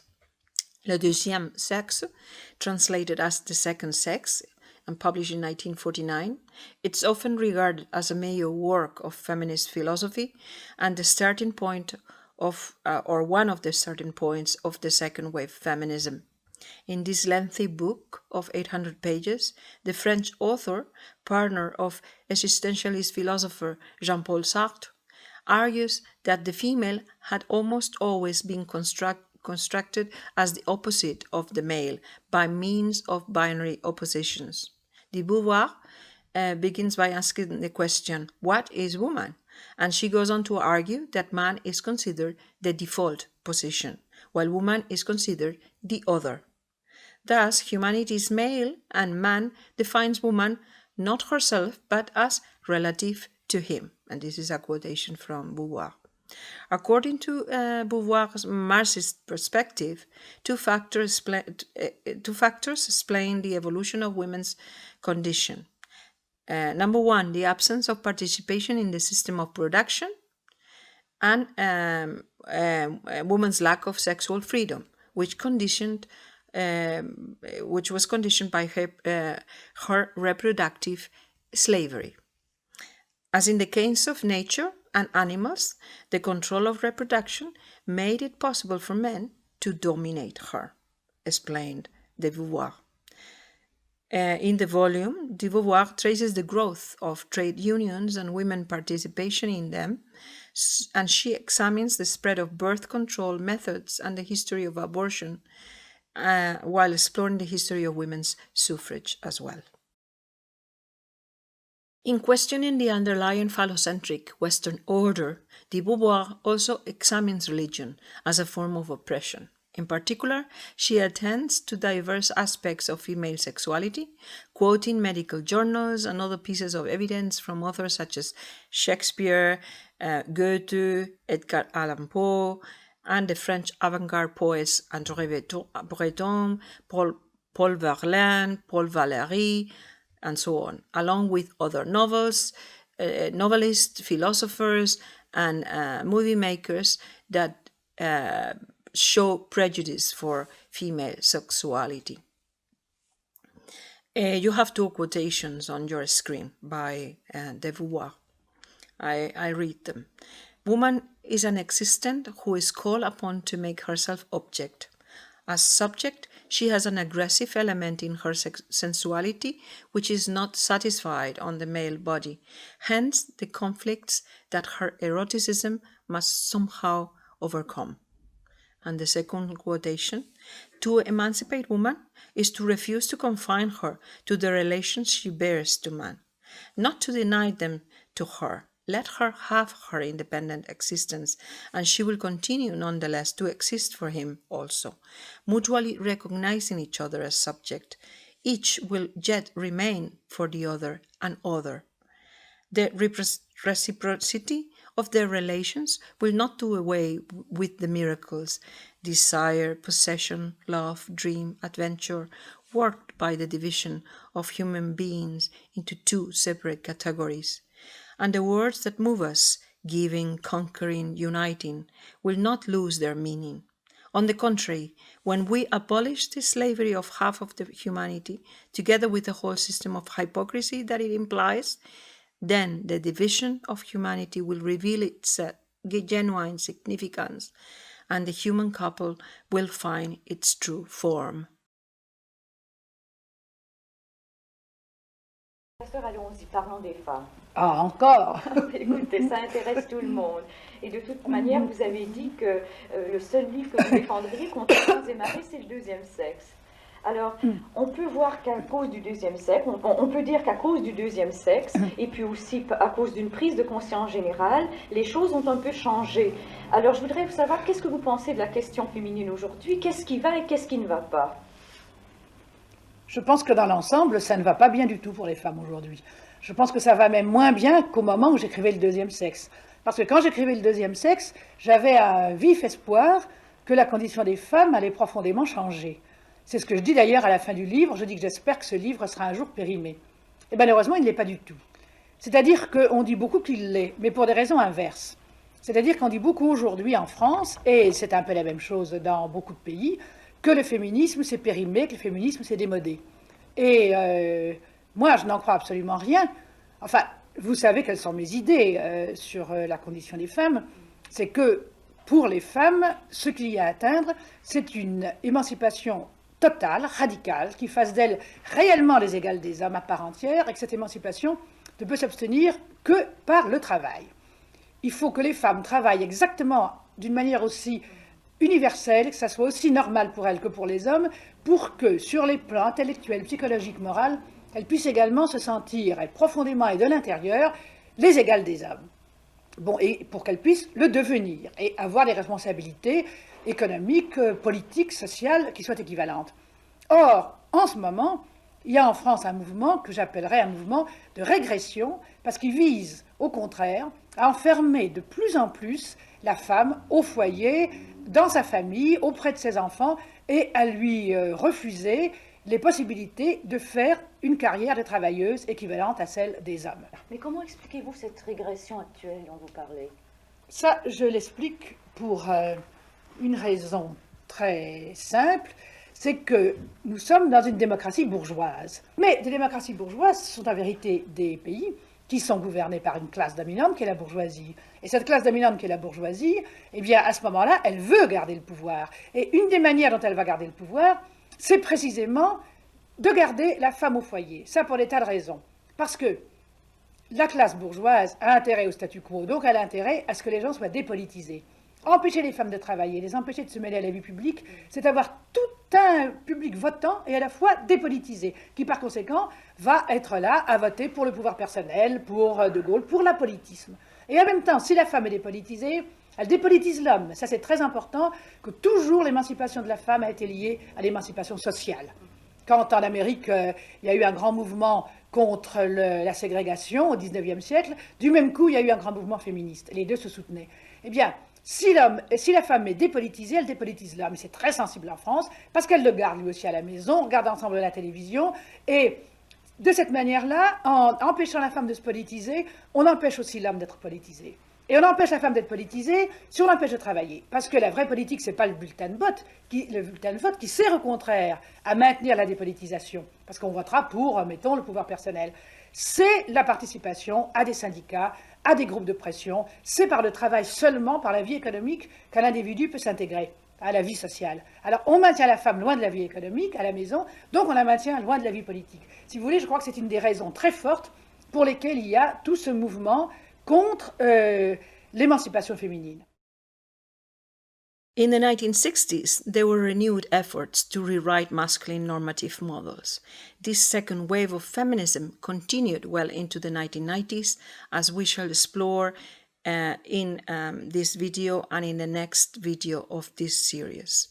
The second wave unfolded in the context of an anti-war and civil rights movement and the growing self-consciousness of a variety of minority groups around the world. The New Left was on the rise, and the voice of the second wave was increasingly radical. In this phase, sexuality and reproductive rights were the dominant issues. In the United States, this phase began with protests against the Miss America pageant in Atlantic City in 1968 and 69. Feminists parodied what they held to be a degrading cattle parade that reduced women to objects of beauty dominated by patriarchy that sought to keep them in the home or in dull, low-paying jobs. In the United States, these uprisings coincided with the assassination of Martin Luther King in 1968, and protests associated also with the Vietnam War and a series of social crises in the country.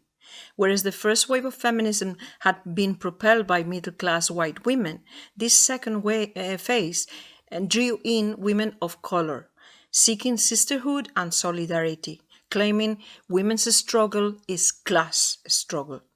So feminists spoke of women as social class and coined phrases such as Carol Hanish's motto, "The personal is political," and also identity politics, in an effort to demonstrate that race, class, and gender oppressions are all related.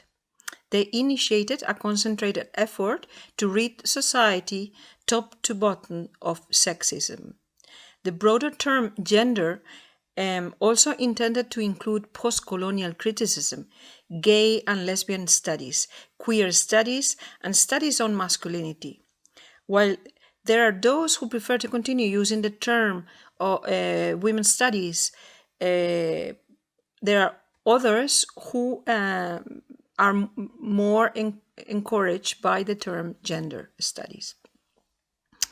The introduction of concerns related to race and sex shifted the feminist debate towards the questioning of the biological determinism of sex as something inevitable, a subjugated natural condition that labeled women the weaker sex. The focus on the biological differences between men and women had justified the fact that they would also have different experiences and perspectives of reality. So while during the first feminist wave, the emphasis was placed in seeking equal rights based on these differences, the second feminist phase focused in asserting many more differences, including those of race, homosexuality, and lesbian inclinations, as well as other discriminative social differences. The approach of gender studies to the post-colonial world reflects the tensions generated between race and sexuality. Feminism had been accused of universalizing the experience of the feminine based on white women, racial and socioeconomic circumstances. So the debate in those years focused on the possibilities of reconciliation between the emancipatory discourse of sex and race. Intersectionality, a theoretical framework for understanding how aspects of a woman's social and political identities, including gender, race, class, sexuality, ability, etc., might combine to create unique modes of discrimination, and became the key word, intersectionality. Starting from the opposition between center and margin, between colonizing and the colonized subject, post-colonial feminism also maintained that the subaltern subject, to use Gayatri Chakraborty Spivak's term, was always a feminized subject because its situation of marginalization in hegemonic culture is doubly subordinated to power. An extension of this awareness gave rise to gay and lesbian criticism, black feminist criticism, and to the sort of post-colonial critique of the way in which even feminism, albeit unwittingly, and sometimes cooperates with imperialism. So feminist theory during this period located these differences in terms of semiotics. that is, in terms of signs present in different forms of human representation and discourse. And some of these scholars struggle to prove discursive sexualization as a patriarchal strategy to maintain hegemonic control. In 1962, a worldwide icon of femininity, Marilyn Monroe, died of an overdose. A year later, American writer, American scholar Betty Friedan sparked the second wave of feminism into action by putting the feelings of millions of women in words. After interviewing her college classmates who had turned suburban housewives, Friedan discovered how miserable many of them were. She argued that the problem was the myth of the feminine mystique and wrote a groundbreaking feminist polemic with this as the title, arguing against the notion that women should be naturally fulfilled by devoting their lives to being housewives and mothers. In doing this, American society had, Friedan said, succeeded in burying millions of American women alive. 2,000 copies of her book were printed, but sales exploded, and the first paperback edition was bought by 1.4 million people. 10 years later, in 1972, Ida Levin published the satirical thriller, The Stepford Wives. Will the ERA, if it is passed, help the marriage of homosexuals? Will they be able to get married under the law? Well, ERA says that equality of rights shall not be denied on account of sex. Now, if you want to deny a marriage license to a man and a man, it's precisely on the basis of sex that you deny it. And therefore, I feel we would have immediate litigation, and about 4 out of 5 of the lawyers I ask on this say, yes, the homosexuals will win. You don't think they should get married? I do not think that homosexuals should have the rights of husbands and wives, which are the rights to adopt children, to file joint income tax returns, or to teach in the schools. Aren't they protected under the Constitution like every other American? The right to life, they have liberty, and the pursuit of happiness? Free speech, free press, and all that sort of thing. But they should not have the particular rights that belong to husbands and wives. Even if it makes them happy? Well, no. It may make you happy to commit all kinds of crimes. We don't judge our moral standards. You think homosexuality is a crime? Well, it is in many states. Betty, you want to comment? Well, I think that the right of sexual privacy and the right of choice, this is a basic American right. And homosexuality is not a crime. I mean, and it isn't... It's against the law in many states, but however, that isn't what we're discussing. ERA won't affect what they do behind a closed door, but it will affect their public rights. And I do not think that perverts should have the rights that belong to husbands and wives. You feel that homosexuals are perverts? I the American do. Psychiatric Association said no.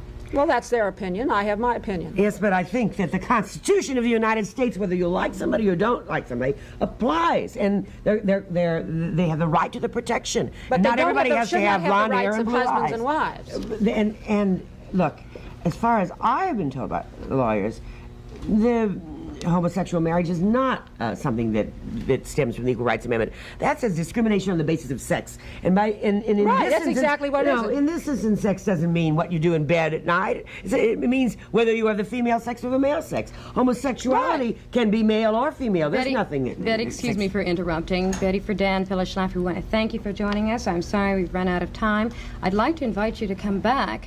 We have until 1979 to discuss this matter. Well, I hope we get it ratified in 76. Well, best of luck to both of you. Maybe that's mutually exclusive. I don't know. Thank you both for joining us on Good Morning. It's been very interesting. Among the feminist authors active in this decade was, for example, American poet and essayist Adrienne Rich, who coined the term lesbian continuum to describe a female continuum of solidarity and creativity, more humane, collaborative, inclusive, peaceful, nurturing, democratic, and holistic in their approach to problem solving than men. Rich colleague and friend Audre Lorde explained that, and I quote, As a 49-year-old black lesbian feminist socialist mother of two, including one boy, and a member of an interracial couple, I usually find myself a part of some group defined as other, deviant, inferior, and just plain wrong. Lord's writing makes use of strategies like repetition in order to mark difference, as it can be seen in the following quote. Being women together was not enough. We were different. Being gay girls together was not enough.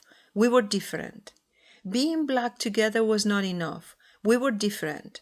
Being black women together was not enough. We were different. Being black dykes together was not enough. We were different. It was a while before we came to realize that our place was the very house of difference rather than the security of any one particular difference.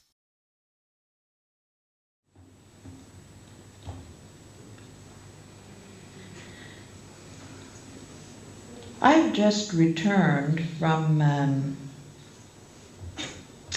feminist conference and book fair in London, where for a week, over and over again, I was brought or made very, very conscious of the ways in which black women and white women do not hear each other.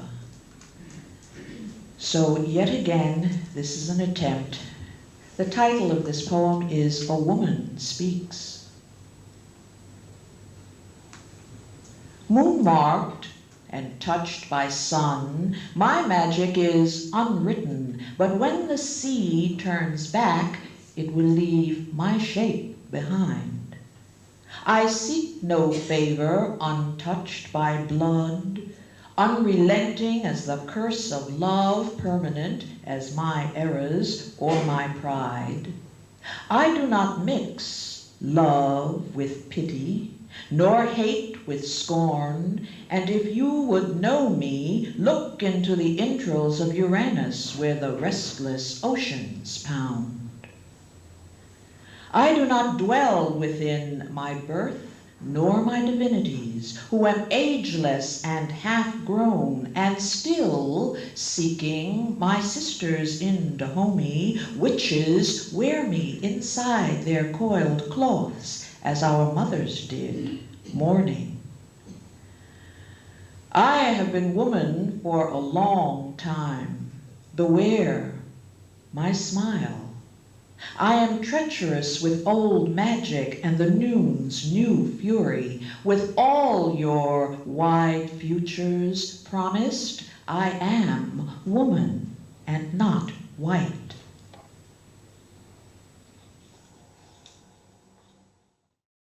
In Britain, the mod subculture began in London and spread throughout the country. The term mod derived from modernist, a term that was popular in the 50s to describe modern jazz musicians and fans. The mods accepted women as autonomous and free and able to make their own personal choices. Skirts got shorter, women's hair became less feminine, and it was okay for women to go out dancing alone. Also in the 60s, Margaret Thatcher, later to become British Prime Minister between 1979 and 1990, wrote feminist declarations in several newspapers, one of them on your screen. As psychedelic rock and hippie subcultures grew more popular, much of the mod dissipated and disappeared after 1968. Mod culture was an incredibly progressive force coinciding with the civil rights movement.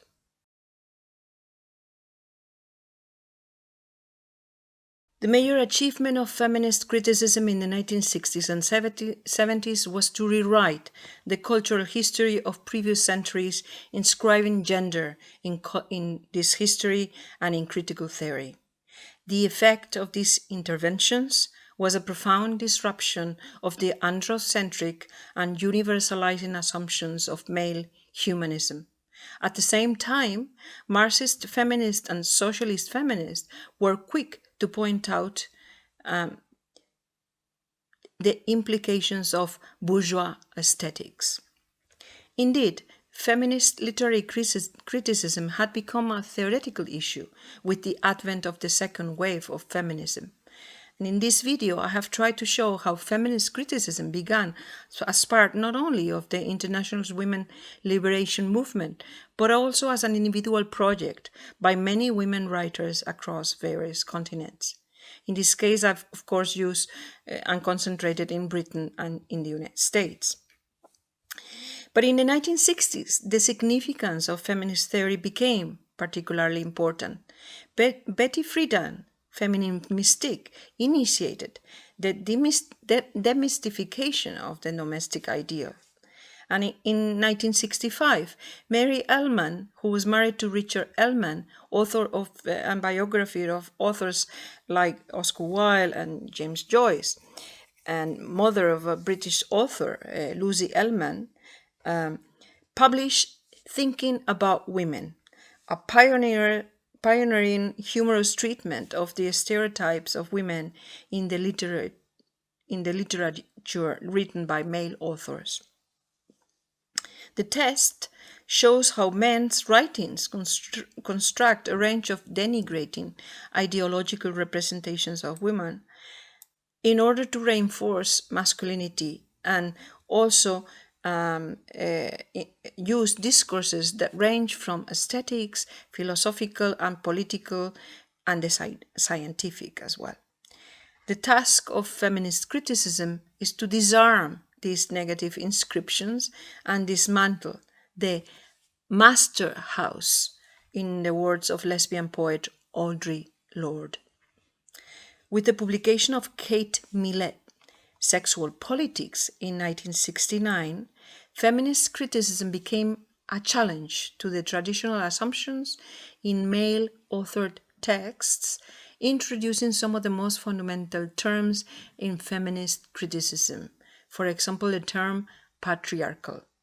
Millett tried to write a history of gender representation by looking at the ideology and the power relations immanent in language practices, what Foucault called discourse.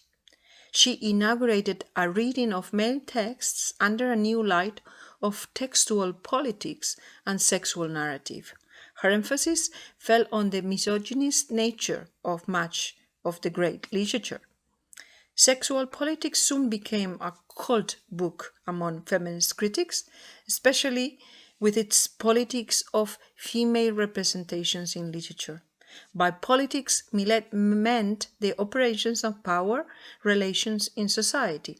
She argued that Western institutions had manipulated power to establish the dominance of men and the subordination of women in society.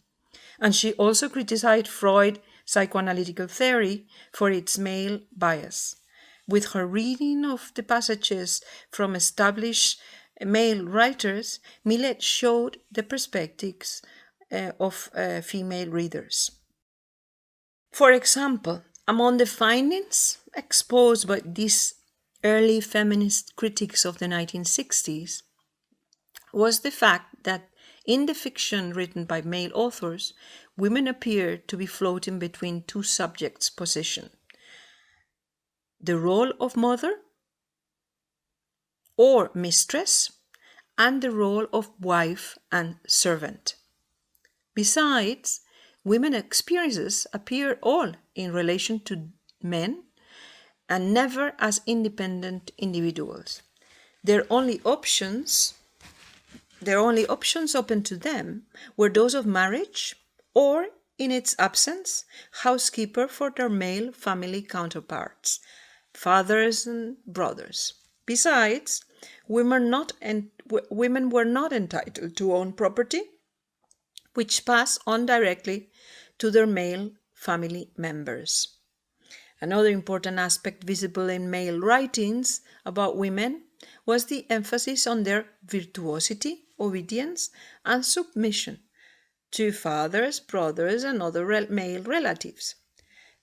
Feminists explore also religious writings, such as Proverbs and sermons, in order to find examples of these charges against women.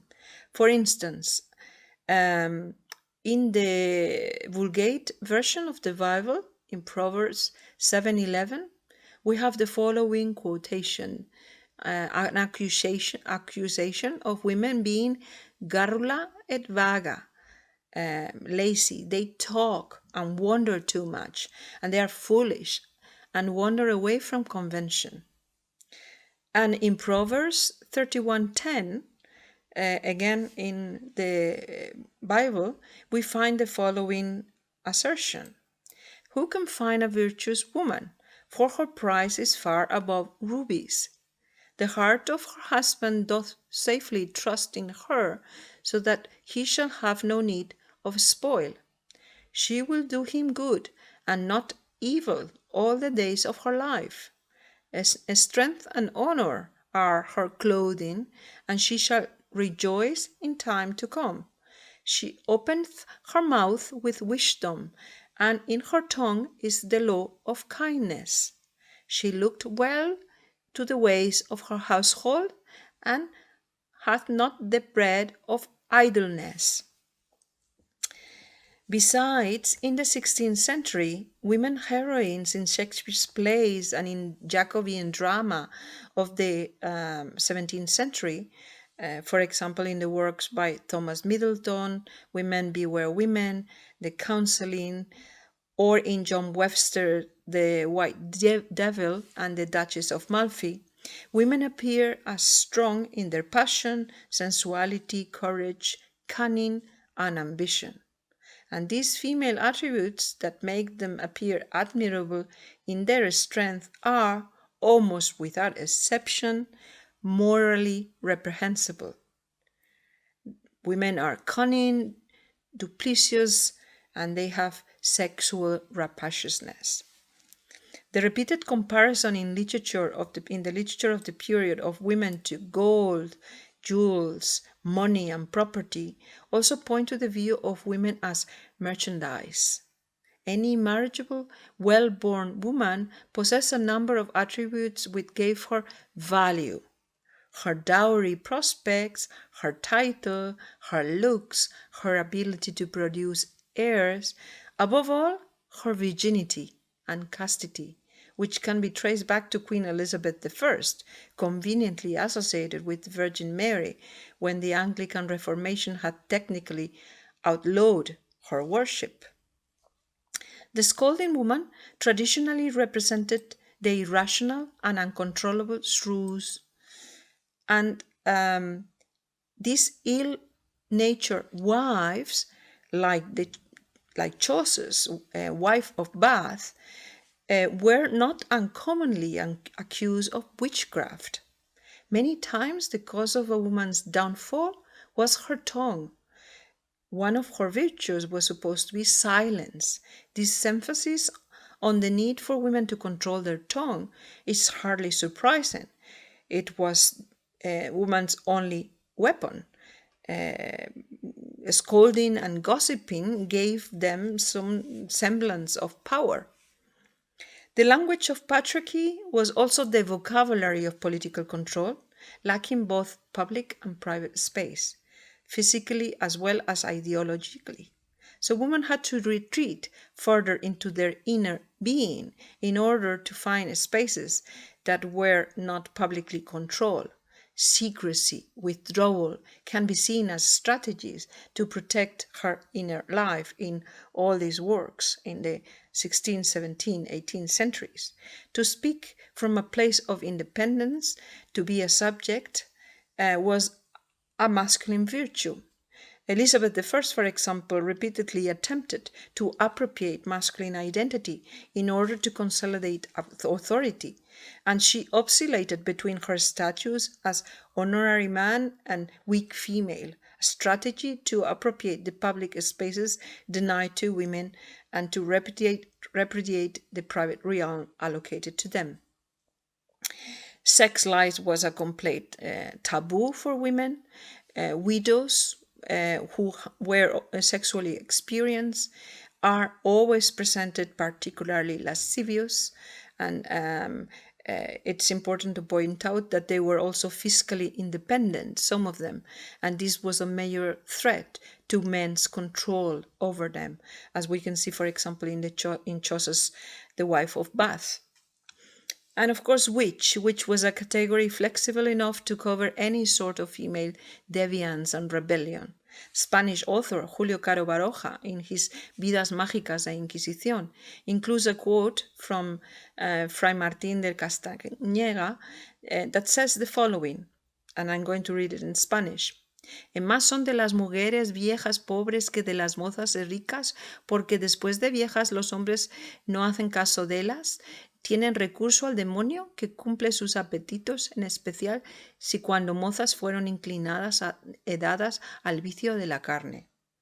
Caro Baroja's study on witchcraft and Inquisition in Spain is very, very interesting. As female mobility increased in the transition from feudalism to capitalism, separation of home and workplace, and urbanization granted women new spaces, females appear less confined, and physically and conceptually, female mobility is emphasized by male characters as a threat.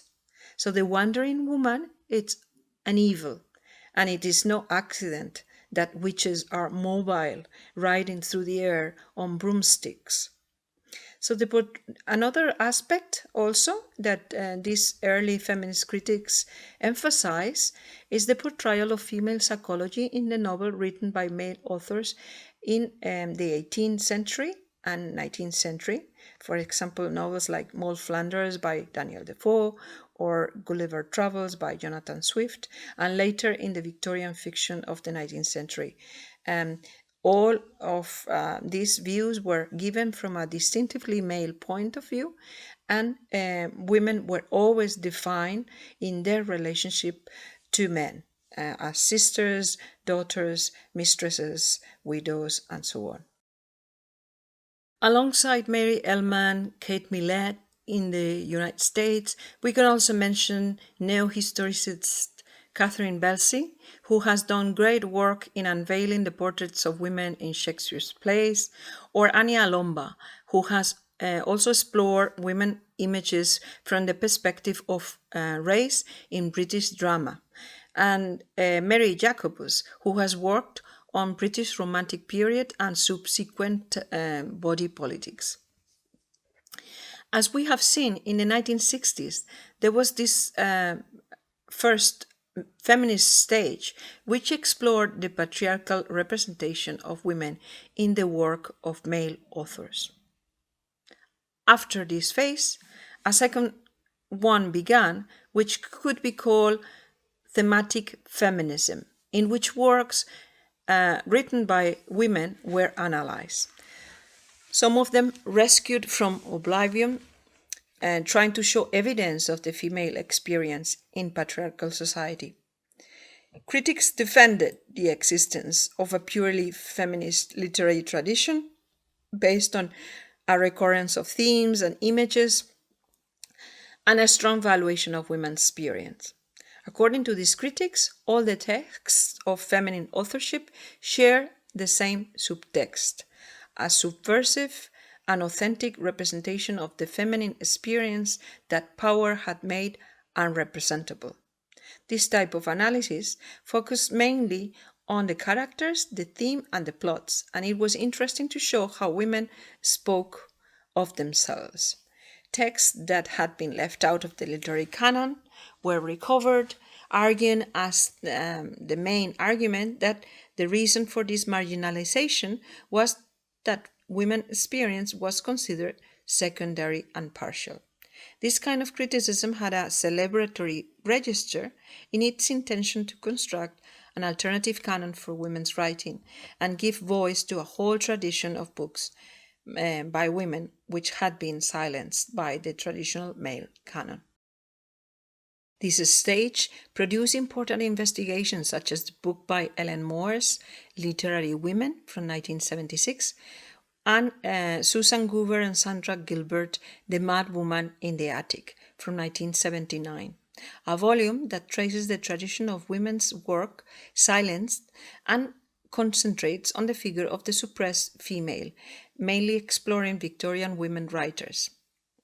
And another author, also worth mentioning, is Alain Showalter, a literature of their own, which was published in 1977, and we will talk about it in a minute. According to Gilbert and Goober, their volume presents the nature of the distinctively female tradition of the 19th century. Gilbert and Goober's main argument is that artistic creativity is perceived within the dominant 19th century tradition basically as a male quality, and which is in fact a patriarchal superimposition upon women writers. These feminist critics argued that, as in Mary Shelley's Frankenstein, for example, women writers begin to find their identities as writers in the mirror contemplation of the male inscribed literary text. And they emphasize the relationship between the Christian religion, with God the Father as supreme deity, author and creator of the world, and the metaphor of paternity, they argue, appears in reference to the notion of authority as the legitimized masculine concept. 9 years later, in 1986, the Australian feminist critic Dale Spender published Mothers of the Novel, 100 Good Writers Before Jane Austen. This book includes an impressive amount of lost women novelists. In her introduction, Spender writes, "For the more women novelists I found, and the more women's novels I read, the more I am convinced of the desirability and the necessity of reclaiming this lost tradition, and of challenging the received wisdom of the literary establishment that, for women novelists, it all started with Jane Austen." Thus, Spender undertakes the difficult task of representing the great heritage of women novelists, and she takes these women novelists as the bearers of women's traditions and calls them the mothers of the novel. I'm Sandra M. Gilbert, Professor Emerita at the University of California, Davis. And I'm Susan Goubard, Indiana University. All right, and just look right here, please, and when you're ready. Well, Susan and I have figured out that I was the first one to encounter Betty Friedan's life-transforming book, The Feminine Mystique. I am 8 years older than she, and in 1963, when the book first came out, I already had 2 children, with a third on the way, and I had had to stay out of graduate school for a year for various reasons. So I actually was the infamous stay-at-home mom of whom she writes. I was happy a lot of the time because I was planning to go to graduate school the next year, and I had really been brought up without any sort of feminine mystique. I had been brought up to think that I was as good as any boy, but so it was quite a surprise when I discovered that people thought differently about me than the way they thought about boys.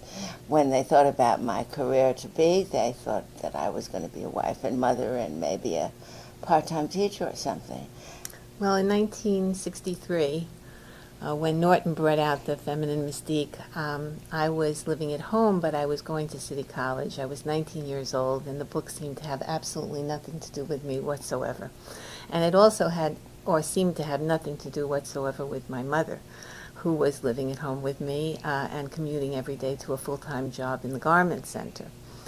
It really wasn't until Sandra and I started to work in the 70s on The Mad Woman in the Attic that I became interested in the history of women's writing and in the history of feminist writing about women's lives that I picked up Friedan. And I think I had a more intellectual, less visceral response than Sandra. That is that for me, the problem that had no name, which she then named the feminine mystique, was something that made a great deal of sense to me in terms of the 19th century women we were studying. The heroines in particular were docile, were constrained by what we called the ideologies of separate spheres, were poor, dependent, and they were in the domestic sphere. They were in the houses. They were supposed to be angels in the house. And understanding a little bit of the frustration, the anger, what she calls almost the feeling of concentration camp victimhood in the feminine mystique helped me understand some of the heroines in those novels. In her article, The Feminist Critical Revolution, included in her volume from 1985, The New Feminist Criticism, Essays on Women, Literature and Theory, North American feminist critic Alain Showalter stated that, and I quote, since the late 1960s, when feminist criticism developed as part of the international women's movement, the assumptions of literary study have been profoundly altered. Indeed, the study of female tradition in literature has transgressed the boundaries of the traditional canon, both in its theoretical, political, and literary assumptions. In an earlier essay from 1979 entitled Towards Feminist Poetics, Showalter had defined her twin project.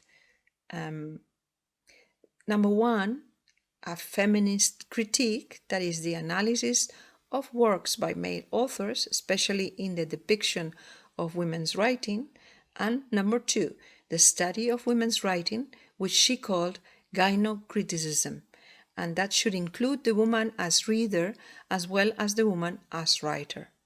She explained that as readers, women only have access to male-produced and male-oriented texts, and all they can do is highlight their stereotypical images in male semiotic systems.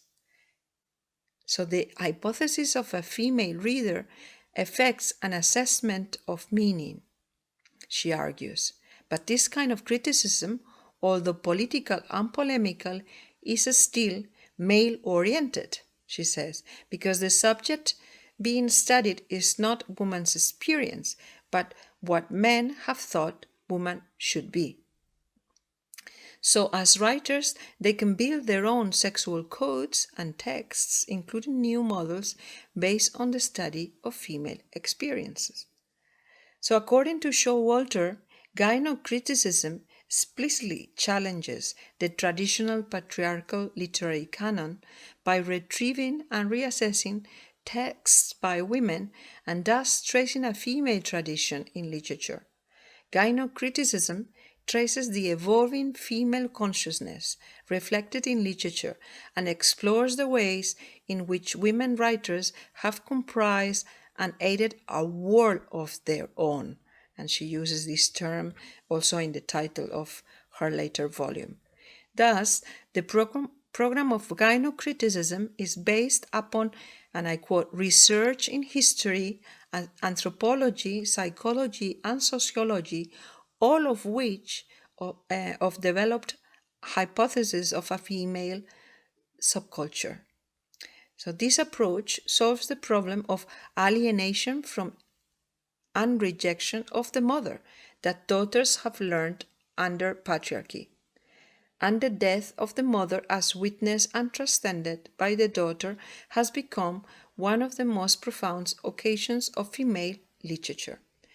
So Showalter concludes that it is important to recreate a chain of writers, the patterns of influence and response from one generation to the next. So according to Showalter, there are three phases.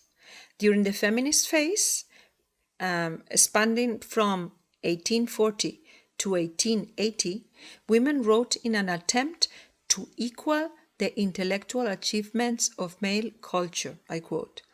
One sign of this stage was the popularity among women writers of male pseudonyms. Female English writers, such as George Eliot, used masculine camouflage beyond their name. The tone, structure, and other literary elements were also affected by the method of dealing with a double literary standard.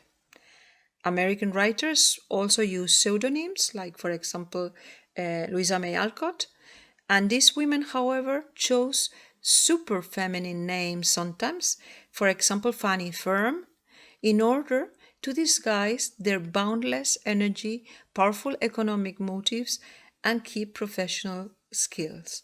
I need to share with you an article that I wrote actually about Fanny Fern. In the feminist phase, which spans from 1880 to 1820, women rejected, and I quote again, the accommodating postures of femininity and used literature to dramatize the ordeals of wrong womanhood. Writing from this period often dramatizes the social injustice suffered by women. Other texts fantasize about utopian possibilities of female societies, and women become rebels and challenge masculine definitions and roles, seeking gender equality. And one example, for example, is Charlotte Perkins Gilman Herland. And the third phase, according to Showalter, the feminist socialist realism gave way to the female phase, in progress since 1920. Writers of this female phase reject what those of the feminine and feminist stages promoted, because these both depended on masculinity and were ironically male-oriented. So the literature of the female phase, and I quote, turns instead to female experience as the source of an autonomous art, extending the feminist analysis of culture to the forms and techniques of literature. So women here claim female experience as the source of autonomous art, and they no longer concern with male definitions and restrictions of their own values. So in discussing these three phases, Showalter notes that some feminist critics have tried to adopt and adapt the methods of Marxism and structuralism to accommodate their own needs. And I quote, altering their vocabularies and methods to include the variable of gender. Showalter argues, however, that to steer feminist criticism from this path, Marxist and criticism and structuralism label themselves as sciences and see themselves as privileged critical discourses. And according to her, these methodologies have tended to impose intellectual concepts and categories upon human experience. And she says that mature feminist criticism, on the other hand, explores experience. So feminist criticism asserts the authority of experience, according to Showalter. And the job of feminist criticism is to articulate this female experience, to bridge female self-division by finding, and I quote, a new language, a new reading that can integrate our intelligence and our experience, our reason and our suffering, our skepticism and our vision. In order to find this new language, both the feminist critique and gynocriticism are needed, for only the Jeremiahs and the feminist critique can lead us out of the Egypt of female servitude to the promised land of the feminist vision, she finishes. So please continue to the second video of this series in order to see the list of work cited. Thank you very much for your attention. My first book, which was called A Literature of Their Own, was about English women writers, English women novelists in the 19th and 20th century, and it came out in 1977. And as soon as it came out, I thought, well, I'd like to write a literature of our own, or a literature of my own, about American women writers. I'm a Bostonian. I grew up in the heartland of American literature, in the cradle, so to speak. And I always wanted to do that, but it seemed like such a huge job. It was very hard work writing about English women writers, because at that time, women writers weren't indexed, they weren't cataloged. I mean, it was really hard physical labor. But I thought, this is so huge. This is a huge country. There's so much ethnic diversity, religious diversity, racial diversity. I'll die before I finish it. This is totally impossible. And then the years went by, and there never was such a book. I kept thinking someone would do one, and it didn't happen. There's never been one. And I finally decided in 2003, it's now or never. Either I'm going to do it, or I'm never going to do it, or somebody else will beat me to it. And I took early retirement from Princeton to really settle down to the research and writing.